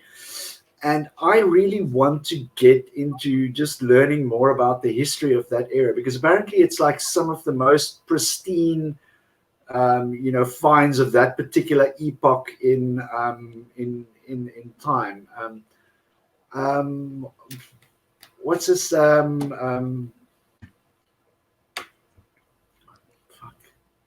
Is that Herman and Lady you're talking about? No, man, that's further north. I'm talking about the Karoo. In the Karoo, that basin there, they've started. Oren Ra came here as well to do some excavations. There was a specific limestone formation or some shale or something. It's really not my field, but it's fascinating to think that, here in Cape Town where we are, we always hear of, look at the Grand Canyon and all the Montana fossil beds and, and all those sandstone layers, and people go back into history, and we've recently started discovering that shit here as well. They found this old, or is it, are you talking about, the ancient hominids that they discovered up there in Sterkfontein in that area? So these things are fascinating to me. It just goes to show, 6,000 years, get the fuck out of here. I mean, really, are we even still talking about,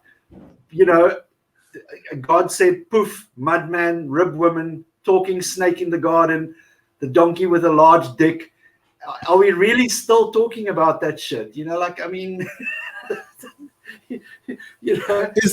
It's almost like, okay, so, and this is fun. It's funny that you say that, because I think modern day Christians, they don't realize when they say they're Christians, that they're not only following Jesus, but they're living by the Bible and they accept the Bible as true. The shit you just said that doesn't make any sense, that's not proven to exist. They believe that a woman came from a man's rib. They believe that donkeys can talk and snakes can talk and cherubim, the magical creature. You have to believe you don't get to just believe a man died on a cross for you if you're a Christian. You have to accept that other crazy batshit stuff too. You have to accept all of it. It's like they think it's just the blood of Jesus.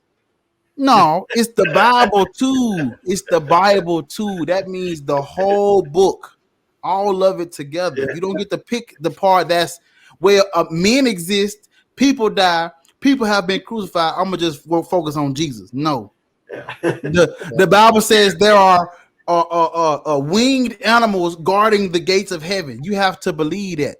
Talking snakes, you got to accept that. A man, real woman, come on, man. Yeah.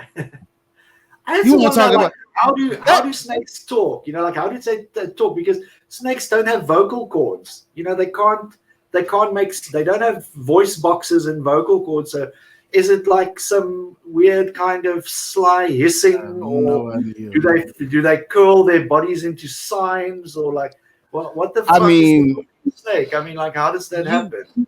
You got to be a stupid motherfucker. It has to be something wrong with you to read Genesis and go, man, this is a great religion. God is so good. Like, women do not come from men's ribs, y'all. Yeah. That is the number one detector that this was a man-made religion built on suppressing women, and we need to just like trash cans exist for a reason. The waste bins and shit. There we go. You put these, you pick them up, you read it, you close them, and you dispose of them. Let's turn this into a form of currency. Let's get all these fucking books and chop them up and turn them into money. Reduce, reuse, recycle this bullshit, y'all. This is garbage. I can't believe this. I can't believe people. I only accepted it because I was young and dumb. You know what I'm saying? I was just naive and gullible, and I was trying to follow my parents' footsteps. Trying to please my loved ones and shit. But no. Yeah, this is the thing. Also, you know, like my parents weren't malicious in teaching me about religion. You know, like they didn't do it out of malice. They really sincerely had my best interest at heart. They bought the lie as well and sold me the lie in return, you know. So I bear no grudges against them, you know, like they just did what they thought was right and what was best for me. You know, I'm just not going to follow that same pattern. You know, it's like I said, once you've woken up, you can't go back to sleep again. I feel like people let the good, nice, calm Christians, people let them confuse them. Like, oh my God, my grandmama's so nice, and she was a Christian. I always tell people, don't let your auntie fool you. Don't let grandmama and them fool you, man. Don't let your loved ones fool you, please. Please don't do that. Yeah, my grandma was mean. She was a mean old broad. I got two things to say. She used to pinch us full of these. We had like these blue welts on our bodies where fucking grandma used to pinch us. She was a mean old woman, but like you say, grandma don't play nice. But in Religious, Bill Maher, he says that, you know, the Christians who are the good ones, the non-fundamentalist ones, the fundamentalist ones are the ones who stick to their handbook, and that makes them actually criminal and noxious. Yeah. But the nice Christians, they're actually mafia wives. They're actually they legitimize the bullshit. They legitimize all the cruelty and the fundamentalists by saying, "Oh, there's also a good side to it." I think what Sam Harris said is true. It's like, let's take all the extremists. Give me the most extreme atheist. Give me the most extreme Christian. Give me the most fundamentalist he believe I want all the people from every group that believes every word of what they being taught or what they believe in or what they don't believe in. And let's see how they act. Let's see what they do. 2 Chronicles chapter 15 verse 13 says, those who do not seek the Lord God of Israel shall be put to death. So an extreme Christian who believes every word, what they gonna do about that verse when they find me in it? What I'm saying? But see, the Muslims say, man, I got the scripture. I know about heart. It's so bad. It says taking it out of context. No, Bar. yeah. Out of context. Okay. That's fair. I'm not Did a you read the preceding and the verse before and the verse after, the chapter before, the chapter after, the book before, the book after? Yep. And in what context is it okay to kill someone that now they not causing harm to you, but in what context is it okay to kill someone who doesn't believe what you believe, who doesn't like your favorite football team, who doesn't cheer for the Cowboys like you cheer for the Cowboys? In what context is it okay to chop their fucking heads off? None. So always that question always trips me. It was like, you're taking out of context. Okay, give me the context in which killing innocent children is okay. Well, you see, God had a plan, and his plan was this, but man rebelled. It's like, you don't, and but this, okay, this contradicts, because if you believe God created everything, then what you're saying goes against what you have to believe to be a Christian. You said he created all things. All things can be done through him. He has a plan. He has a message. Okay, well, what the fuck are you talking about? How we rebel against something that he controls us? He know what we. That don't make sense to me. These books, going back to what I was saying, the extreme Christians, they have to follow 2 Chronicles chapter 15 verse 13. The extreme Muslims have to follow the verse that says, those who reject our signs and they belie our signs and reject faith, the fire who's fueled by men and stones awaits them. An extreme Muslim has to accept that and say, okay, people who reject faith, we're gonna come kill their ass. Christians have to say, people who don't worship God, we have to come kill their ass. What do the extreme atheists say? What do we do? Where is our, like, if you take an extreme atheist like myself who says fuck God, fuck religion, where in my book or text does it say I have to go kill someone? That's the kicker. That's the difference. The extreme atheist is just saying, like, y'all need more books. Y'all need to get more books. More education. Study more books. So don't it's like one. Like what you said about the progressive Christians or the nice Christians. They make it okay what the fundamentalists. Yeah, they make it okay. They make it. I'm sorry. They make it okay, and it's like we have to take the, like, I understand we have people who believe they take Christianity and they change it up and make it more nicer and progressive and they accept the LGBTQ. I understand those people exist, but let's take their books at face value. That's what I do. That's why I don't want to debate you, because you have your own interpretation of this book. I'm going off. I don't even have an interpretation of the book. If the book says God, I don't even like interpreting the book. I want to read it for exactly what it is. But I know we got all these translations and denominations, and it ain't in the right language, and you don't understand it. Well, then why did God write this shit? Why is it even here? How is this the inspired word of God I'm supposed to base my life off of? And when I try to read it and get an understanding, motherfuckers tell me you can't understand it. Well, what am I reading it for? Why are you passing them out? Why is there a Bible in every hotel room in the drawer? Why? How is it hold up, y'all. Check this out. Mike and Dean, check this out. The best-selling book on the planet is the number one book can't nobody fucking understand on their own. That's crazy to me. Yeah. That is crazy. And you know, a moment ago I was just thinking about, once again, Hitch, and how he talked about, remember that crazy guy in Austria who kept his daughters He had a daughter or two daughters down in the basement. Caroline Henkel or something. Yeah, and he went down and he would sodomize and rape his daughters, and he'd have children with his own daughters, and that. And as Hitch said, I'll never forget this. He said, "Can you imagine how those girls would lie down there and pray to God to please save them from their father? How would he pray and pray and pray?" And God looked on with indifference and didn't care. And Hitch says, "Fuck that God. That God doesn't have. I will never forgive that God. I can't. Right. I can't. That's I right. can't argue with That goes back to what I was telling Dean before you came on, man. When people ask me, why are you so mad? How do you get on every video and scream to the top of your lungs like that? I'm like, bro, there was a little girl who prayed to this. They prayed to the same God as you.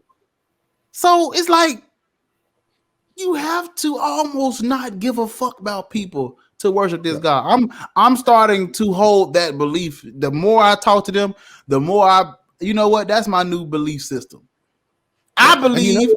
I'm sorry, go ahead, because I'm about to rant. I was saying and that God can see the future. So he made that daughter, he made that girl to be raped repeatedly by her father, whatever. In their mind, there's a guy who designed that future for this. I'm sorry, I got better morals than that. Wow. Like you have to sit back and think to yourself, we worship a God that created the scenarios like rape and robbery, and like you can get your fucking throat slit, and a God that created everything said, you know what, when I'm creating these motherfuckers, he gonna get his throat chopped, she gonna get tortured and abused, he gonna get jumped in the alley, he gonna get shot in his sleep by a straight bullet, that dude gonna get shot walking home from school. Now, man, that's you gotta sit back and say, bro, like, even if this God is real, how can I get on my knees and get my pants dirty for this God? How do you do this? Okay, let's play that fucking game.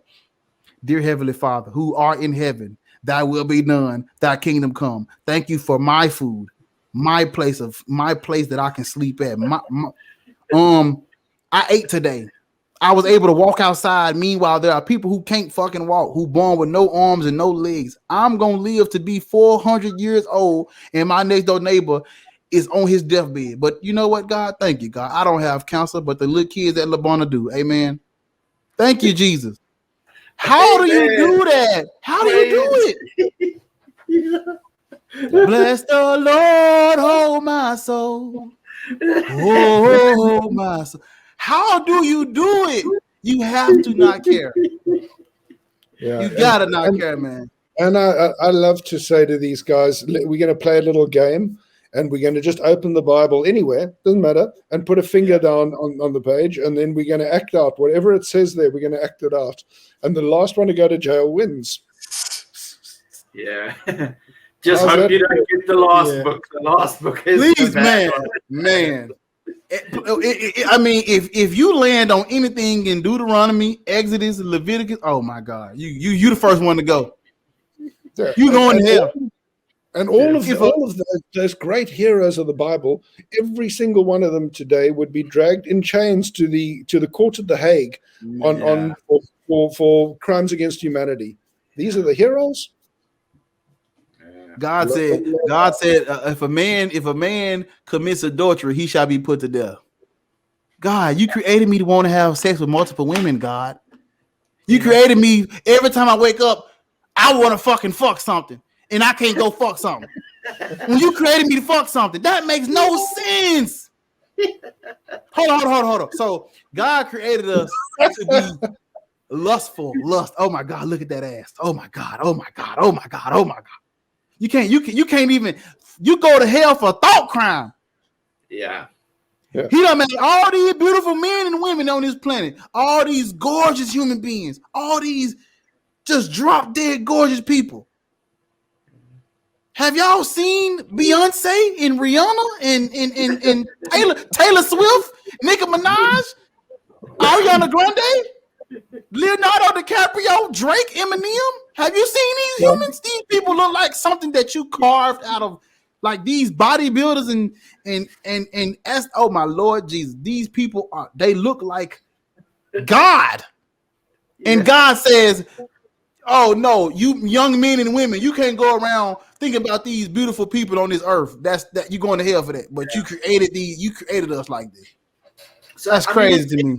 It's a system that sets you up to fail from the beginning. You know, it's just crazy, yeah.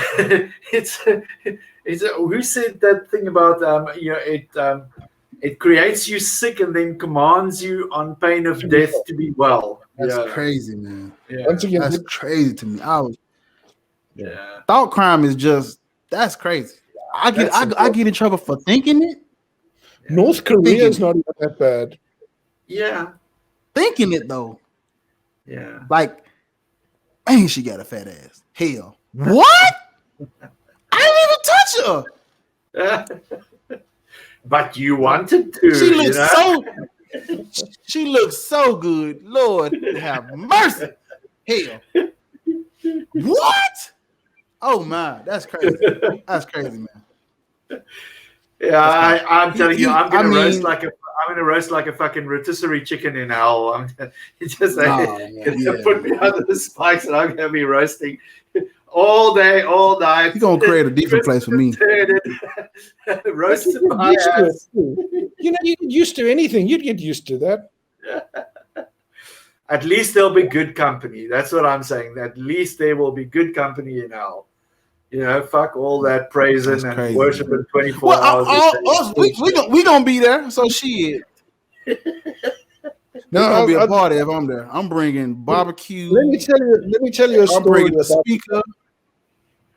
I'm gonna tell you a story about this guy, and he's in hell, and he's very shocked. He didn't think he's going to hell, and he's sitting on the sidewalk. He's got his head in his hands, and the devil walks by. The devil says to him, "What's your problem?" The guy looks up and he's shocked. There's the devil in front of him. And he says to the devil, "Well, I'm in hell." The devil says, "So what's wrong with hell?" He said, "Well, it's hell." The devil says, "Listen, it's got bad PR, that's all. Let me tell you a little something." He said, "Do you like to drink?" The guy said, "Yeah, sure. I mean, who doesn't?" He said, "Because Mondays are drink day. We drink all day long, and the breweries trucks pull in, and we just drink, and there's no hangover. You can't get addicted to it. You're already dead." And he said, "How bad's that?" The guy goes, "Oh, no, it sounds good." He says, "And drugs?" The guy said, "Well, a little bit of weed, when I was younger." He said, "Because Tuesdays is drugs day. We've got piles of it. We're snorting, inject, and you just can't become addicted. Isn't that fantastic?" The guy goes, "Yeah." And he says, "Now gambling." And the guy goes, "Well, I was never much of a gambler." He says, "Because Wednesdays is gambling day. There's craps tables come in. There's one on everything." And he said, "You see, hell's not all it's cut out to be." He says to the guy, "Now, you are gay, aren't you?" And the guy goes, "No." He says, "Geez, you're going to hate Thursdays."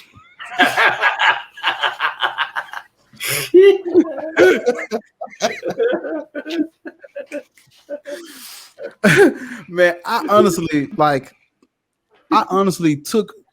was never scared of hell, but I see how so many people are, and it's like, yeah, you gotta take what they're trying to use to scare you, and you gotta make fun of that shit. Yeah. You gonna fucking burn. Shit, I don't like the cold anyway. Yeah. Now what? Are you gonna fucking burn? Well, is Mike and Dean gonna be there? Well, shit, sign me up. You gonna fucking burn? Well, shit, the heat is not that bad. A barbecue chicken, motherfucker. I'm cool. You know what I'm saying? I make fun of that shit. Of course, we have our days where we like, damn, we gotta fucking die one day. Yeah, I mean, I grew up with a very big fear of hell. Like it was really indoctrinated. It took me a while to shake that. Even like in early adulthood, I had to go through that process of looking at the fear, identifying it, rationalizing my response, and then slowly letting go of it as irrational. So it was. It's weird how something they imprint it on you as a child, and it travels with you in life through your adulthood. I mean, now I joke and make fun of it, but it was no laughing matter when I was younger. Like I was like scared the shit out of me as a child, and they were fire and brimstone preachers where we are from. You're gonna roast and roast and cough and cry and wail and your skin's gonna burn off, and then you're gonna grow another one and it's gonna burn off again, and that kind of shit,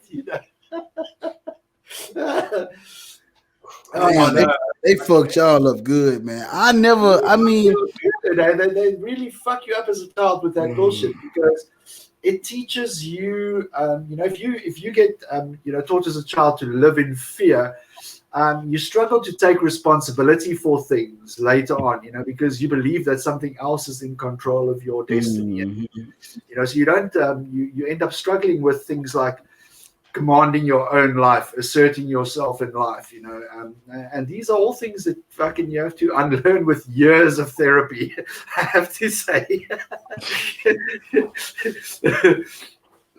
Yeah, no, fuck that bullshit. Yeah. Anyway, gentle people, we've solved the whole world here this evening. This is the religion of peace right here. What we're doing. This is it here. Feels like we deserve a fucking a paradise. We deserve. This is what should get you eternal life. Yeah. Humanism, secular humanism, that should get you eternal life. Caring about other people, not for a reward, but damn it, because it's just fucking in you. Yeah. How we gonna fucking survive if the survival of the fittest? But how we gonna, what if the fittest never look back and say, you know what? I'm strong enough, I can help my brother across the finish line too. If I'm strong enough to climb a fucking wall and carry 2 people, why not put them on my back and help them along the road? You see what I'm saying? Like we can get way farther caring about others and helping people. That's my belief. I hold my religion. You found? Yeah. I mean, like, religion. My religion can be summed up in one sentence: don't be a doers. And like in local language, it's like don't be a pussy, don't be a doers, don't be like an asshole. Like it's the same kind of thing. Because if you don't treat other people like shit, people aren't going to treat you like shit. The world's going to be a better place automatically. And if everybody adopts that attitude, just don't be an asshole. Whatever you do, don't be an asshole and try to make the world a better place going out as when you came into it, and if everybody sticks to that, the world's going to be a better place. Nobody's going to hate on one another. Nobody's going to want to try and kill and steal and thieve and rob and murder and plunder and take somebody else's land and oh god, it's this vicious cycle.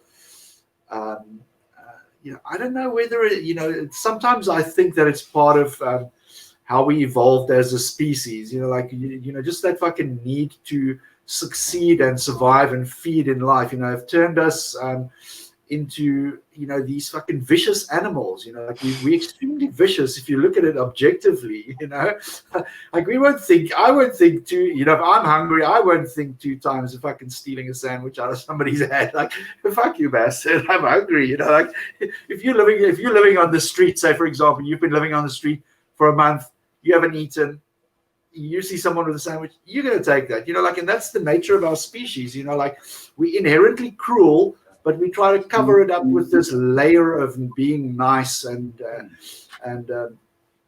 sometimes it's it's a very cynical way to look at the world, but it's also there's a harsh reality sometimes that religion also sugarcoats, like it sugarcoats it with this I say that. It's everything's good and everything's, just do X, Y, Z and you'll be good, you'll live forever, everybody's going to be nice to you, but meanwhile back at the ranch, that's not the case. Like we actually live in quite a harsh world. My favorite thing is there's this Russian proverb that says it's better to be slapped with the truth than it is to be kissed with a lie. That is, I'd rather somebody fucking tell me straight up, look here, this is bullshit. We're giving this to the people to keep them to sedate them, just so they don't riot and kill everybody. We're feeding them this religion bullshit. But it's bullshit at the end of the day. But no, they market it this fucking cure all panacea of well-being, and if everybody just follows this, the world's going to be fucking 100% utopia. There's going to be waterfalls and jungle and Bambi and fluffy clouds and all that bullshit. It's not the case, and I think the world needs a good dose of cynicism, skepticism, and just a good cold hard slap of reality, and then I said snap out of this bullshit. Yeah, snap out of this bullshit. Yeah, I agree, man.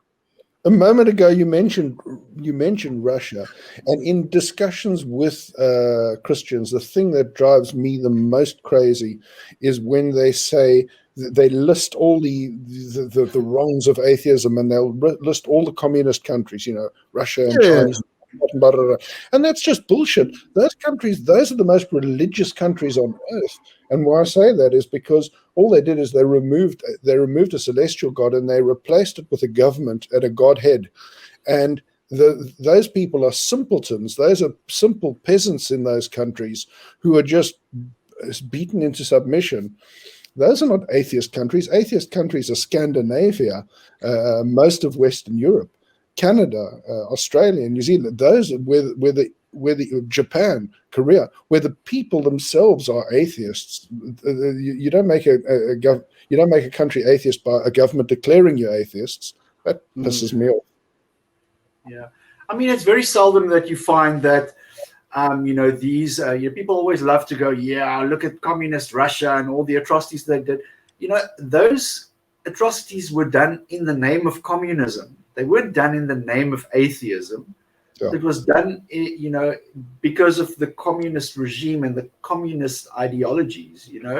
Atheism happens to be a feature of communism. Well, because they removed the competition. They didn't want another god. They wanted to be the god. Exactly. Yeah. So you have to draw that distinction when. But they love to bring up Hitler and Pol Pot and Mao, and you just want to live in a communist country. Atheism. You want to take away my freedom. I want my freedom. I asked a Christian. I was like, "What is like?" There are no it's literally when we talk about our favorite sport, we don't say not playing a sport. We don't say that shit. Like atheism is just I don't believe in your God. That makes me an atheist. But you that's it. There's nothing else. I always tell people everything else is something else. That is not atheism. If you say, well, atheists chop heads off, okay, show me where atheism told them to do that. Show me where the atheist handbook says you must chop off people who believe in God. It don't say that at all. Where's the book? We are the worst religion because we are not one. How about that? Yeah. Well, I always say the reason I'm an atheist is it's your fault, Mr. Religious Person, because your arguments are just too weak. Bring me a stronger argument, and I will be just like you. But so the fault lies with you. It's not my fault I'm atheist. It's your fault. I'll believe in God, but I won't worship him. I'll be an anti-theist, if that makes sense. I will say God exists, but I'm not about to worship. No. Yeah. I won't get my clothes dirty on a Sunday. No, I won't. My suit's gonna be in the fucking closet hanging up for a prom or a graduation or some shit. I ain't finna keep wearing these same ass suits every Sunday trying to impress you motherfuckers. Fuck y'all in this guy. Ain't nobody in here. Y'all ain't. Because if I get homeless, the church doors are not open for sleep. Ain't no room for the homeless in the churches. They got game rooms and bookstores and shit. Ain't no motherfucking homeless where they got pallets, and I like pallets, and I want to sleep sometime. If I lose my home, can I come here? Why am I putting money into something that I don't get nothing out of? You throwing a barbecue one Saturday out the month. There's not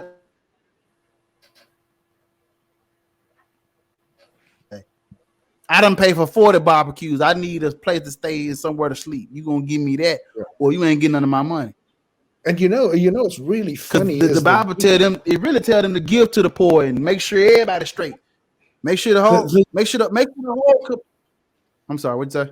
The Jesus they want to describe in the Bible is basically a communist, is basically a socialist, is basically a guy with nothing. But somehow they warp, especially in America, they warp it where it's I don't know what they're thinking. The guy carried an AR-15 or something. You know, they've got a whole different. When it's convenient, he's a whole different character. He's certainly not a socialist. You see, like this is in my opinion, there's this whole zeitgeist that came from the Cold War with with Russia, where that whole communism and atheism thing became like part of the culture that was basically against the states in that Cold War. So that became extremely vilified. So everything like communism, the dirty commie rat bastards, and the fucking the commies with their atheism and all that. I'm sure like currently it doesn't. Like the generation of now probably don't have that influence anymore. But you're talking like 40-year-old, 50-year-olds, that kind of thing. Yeah, that kind of thing still plays through. Yes. Yeah. Guys, we can go on forever, but I see like now we've been going for about 2 hours now, so I think my people are interrupting. They coming in the door and shit. I'm like, man, get your no, but we should also take a break at some it's nighttime where you guys are. Yeah. It's the middle of the day where I am. Yeah. We're going up to 11 p.m. I have a when I get off the stream with you guys, I'm gonna do my Genesis shit. When I get off the stream, I'm doing my Genesis 17. I do like a Bible study breakdown where I go through every chapter, and I'm on. And I forgot to mention this earlier, but Genesis 17 is where God makes the covenant with Abram about the little boys. You must chop their genitals up. That's how you please your God. It's literally like God is saying, hey, you get land and you get a great nation, but first chop your dick up and then go around and chop all the little boys and everybody else, chop the skin off, and those who do not have the skin chopped off are not pleased in my. I'm like, you created us with something. Yeah. I don't want you. I almost cried when I read it. I'm like, bro, they literally are mutilating us. Yeah. And now it's to the point where if you're not mutilated and chopped up, something wrong with you. It's like I can't wait to do this video. I'm on their ass. Oh yeah. Yeah. Lord, I like to refer to Jesus as Big Jeezy. Big Jeezy. I'm telling you, when he gonna have a field day with me when I die. He gonna torture the shit out of me because I'm on his ass. I'm on his ass, man. Remember that stream you had with those two guys from South Africa? This is for that, motherfucker. We go. But you're also made in his image, so you should be safe because he'd be the same way. Is God circumcised, motherfuckers? Huh? Did he chop his up? It's almost like morality is subjective, huh? God says, "Thou shalt not kill," and then he murders innocent children. He says, "Thou shalt not covet thy neighbor's wife," but you're the jealous ass God, my boy. You're the one that's jealous and shit. So it's like the rules he set up for us, he get to break them, and he gets to break them because he's God. Whether it has morality objective from your God when your God doesn't have to apply to those rules, that means it's not objective. See, don't call God a mind. An intelligent mind, an intelligent being who loves you, cares about you, has the same emotions you do. He acts almost like a human. And then when it comes to morality, oh no, he's not a human, though that doesn't apply to him. Well, why the fuck are you applying everything else to him? Yeah. That's crazy, man. It's like it's all picked off the menu. It's like a la carte, Today I'll have some gentle Jesus, meek and mild. Light ice. I'll have a side helping of love thy neighbor. maybe some charitable work on a Sunday. But please, I'm not ordering any genocide or a misogyny today. I don't have the stomach for that, you know. So people choose their whole fucking religion a la carte, and you know, it just doesn't make sense. You know, when you actually take the whole book and you connect the dots, you know, there's this one website where somebody's taken the Skeptics Annotated by a Guide to the Bible, and they've drawn like charts of contradictions, and it's literally like this spider's web of just interlinking place where it says A in the one side and then B on the other side, C on the one side, D on the other side, and it's the same context, you know, like it's crazy. It's just like this massive book of errors, but because it's so vast, it's like nobody's going to be able to consume the whole book in one sitting and to actually retain everything in it, because it's literally like fucking ramblings of, you know, these crazy people in the desert, probably dehydrated, tripping off some fucking weird desert weed or some shit. And, you know, it's like literally sometimes it's just ramblings and genealogies that people give. And now this is supposed to, I mean, if this is coming from the almighty creator of the universe, I'm not really all that impressed, to be honest. You know, like it's not really, I've got two words, you know, like hire editor. That would really improve the book, you know. You know, you've never met a person as ignorant as the people who wrote the Bible, and that's fundamentally true. That's fundamentally true. These people, they lived in a desert chasing sheep, and there's nobody who's that ignorant on this planet right now today that you will ever meet. No. A grade 3 child has got more knowledge of the world than the people who wrote that. And yet you devote your life to it. Are you insane? You know, if you want to talk about ignorance, you know, like the way that the Muslims massage the Quran to my God, all these scientific truths and revelations after the fact, you know, like it's insane. You know, like, I mean, you should watch some stuff by this guy called Zakir Naik. He is this Muslim apologist, you know, and I mean, like, he comes up with shit like, the penis, when it is erect, points to heaven in anticipation of the 72 virgins. You know, it's like... I'm gonna lose brain cells watching that shit. But it's shit like that, and you know how popular he is in India. He is immensely popular in India amongst the Muslim population, and I mean, like, that's the best that they send. You know, like, that's the best that they send. It's crazy. It's insane. Lord have mercy. Yeah. I need to pray for these motherfuckers. Don't they pray like five times a day? Yeah. They got no sense of humor. Nothing. That is ridiculous. I'm going to hold a seance tonight, and I'm going to call on the spirit of Christopher Hitchens, and we're going to send a curse upon their third generations.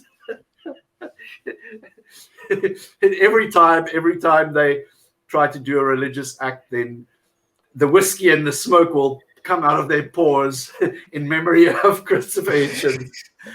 Man, it's so much stuff you can pick out of this. There's so many things you can pick out of the Bible and just have a field day with it. Like, I mean, these books are literally ridiculous, and they deserve what we're giving them. Ridicule. They deserve it. It's tribal mythology. You know, it's these are people they didn't know where the sun went at night, and now they're going to instruct you living in a nuclear armed post-industrial world. It's bonkers. But doesn't the Quran say something about like the sun sets in mud or something? I'm still on chapter 2. Literally, when I do my videos, that's when I read the book. I literally when I do my videos, that's like my first time reading some of this shit, and it's I'm literally that's like my real reaction. I'm literally surprised at what I'm reading because that was my first time reading that shit. Yeah, like with Genesis 13. I've heard some fucking insane shit. There's stuff like talking hands, talking feet, talking ears, moon splitting in two, sun setting in the mud.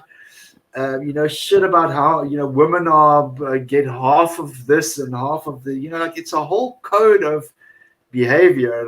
But it's extreme. It's really extreme in the way that it treats, especially women, slaves, misogyny, racism. Foreigners, people who are not of the faith, like infidels, foreigners.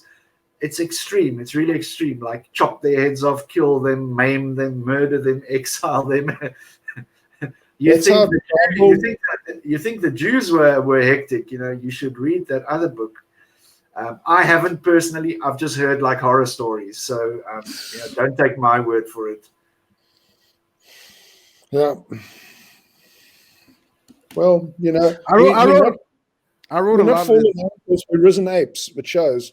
I wrote a lot of stuff y'all said down so I can go, look it up and watch it and build more. I can't wait to watch that. You gonna send me? Don't forget to send me that essay. And if you're gonna send me the book, then you can email me and we can. Yeah. What will you read it on? Kindle or what? PDF? Yeah. PDF. I don't have a Kindle. So how is it like the internet version, version of the book? Yeah, I'll just make a PDF for you. Oh, okay, yeah. No, I can, that's cool. Good. Yeah. All right, gents, let's wrap it up here. And I had fun, and me too. You guys should come on my show. I mean, my people would like. I promise it would be like. Let's do it. They would love y'all. Y'all are because the shit like y'all got to come on the stream. I don't know. We have to talk and set it up, but I would enjoy having y'all on people. They would love y'all, man. They'd be like, damn, it would feel like it's your stream. Like literally, everybody that comes on, they feel like, damn, is this my YouTube? Because I try to make everybody feel at home, man. So we're gonna get together, man, because I think. You guys like being in Africa, people need to know what the fuck is going on. I had a stream with another YouTuber. She's from Africa, but she lives in England now. African humanist mom. Man, you guys we would have a good time on the stream, man. So I'm gonna get with y'all and we gonna set it up. Exactly the same shit is gonna be great, but this time it'll be like y'all telling me y'all stories because I didn't really get to hear you guys' stories like that. So like when you come on my show, it'll be, kind of reverse how y'all will do all the talking. It's gonna be good, man. It's good to meet. I don't know about y'all, but like when I meet an atheist, it's like seeing your teacher in high school at the store. So it's like, man, you exist outside of the classroom. Like, hey, can I get a hug? It's great. It's great to meet people. Like I love meeting new atheists, man. Like. I wish I could just fucking hug, like, fucking. I wish I could just hug y'all. I mean, y'all like family, man. I really do love the sense of guy. You're a real cool guy. Yeah, man. Y'all gotta come on the show. It's gonna be so much fun. I swear, it's gonna be so much fun, man. Yeah, we just gotta set something up, eh? Let's stew up a couple of ideas and let's set something up for sure. I'm in, definitely. Yeah, because if you have a YouTube, you can like promote it and like for sure. The subscribers are just pour in, man. I hit 1,000 like last month, so a lot of people, they want to support the whole, like there are people who just want to support everybody. Every fucking atheist on YouTube, they fine. So we gonna set it up. I'm about to go do Genesis 17 right now as we speak. As soon as we get off the live, I'm going to do Genesis. You know what I'm going to also do, just so you can get a sense of where we live in the world. I'll also send you a link to this Dutch lady, this from the Netherlands. She's in her 30s. She's riding a motorbike around South Africa, and she's filming as she goes. And I'm going to send you that link so you can follow. Please do. Look, because that's real. You know, she's just there riding, it's seeing the countryside, talking to the people. It's fabulous. Mm-hmm. Yeah. Please send me. Are you guys subscribed to me? I don't know if I should. No, I'm seeing you for the first time. So okay. Well, where can I find this stream on you guys' YouTube channel or Facebook group? Yeah. I'll send you a link to it. So this is only going out live to Facebook in the private group at the moment. Mm-hmm. Afterwards, I'm just going to download it and just edit it.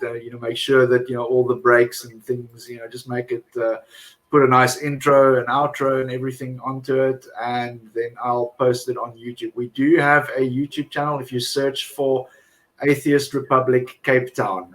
Mm-hmm. Atheist Republic Cape Town Consulate, yeah. Can you send me an invite to the Facebook group? I think I'm in it. Am I not? I don't think so, no. Okay. So how did you find me then? You found me on YouTube. I found you on YouTube, yeah. Okay. Well, yeah, send me an invite to the group. I would love to be in and interact with the community, man. For sure, no problem. There's a Kenya group that he should look at. Huh? Yeah, you'll enjoy the atheists in Kenya. They've got their shit organized. If you have a look at my YouTube channel, you'll see I did an interview with Harrison Mumia. He is the president currently of Atheists in Kenya, and he takes no shit from religion. Like, they sued the government, they sue the mosques. The mosques make too much noise in Mombasa and keep people in Nairobi awake. So they complain. One of the places he was working at fired him just on the grounds that he was an atheist. He took them to court as well, sued them. So, that happened to me.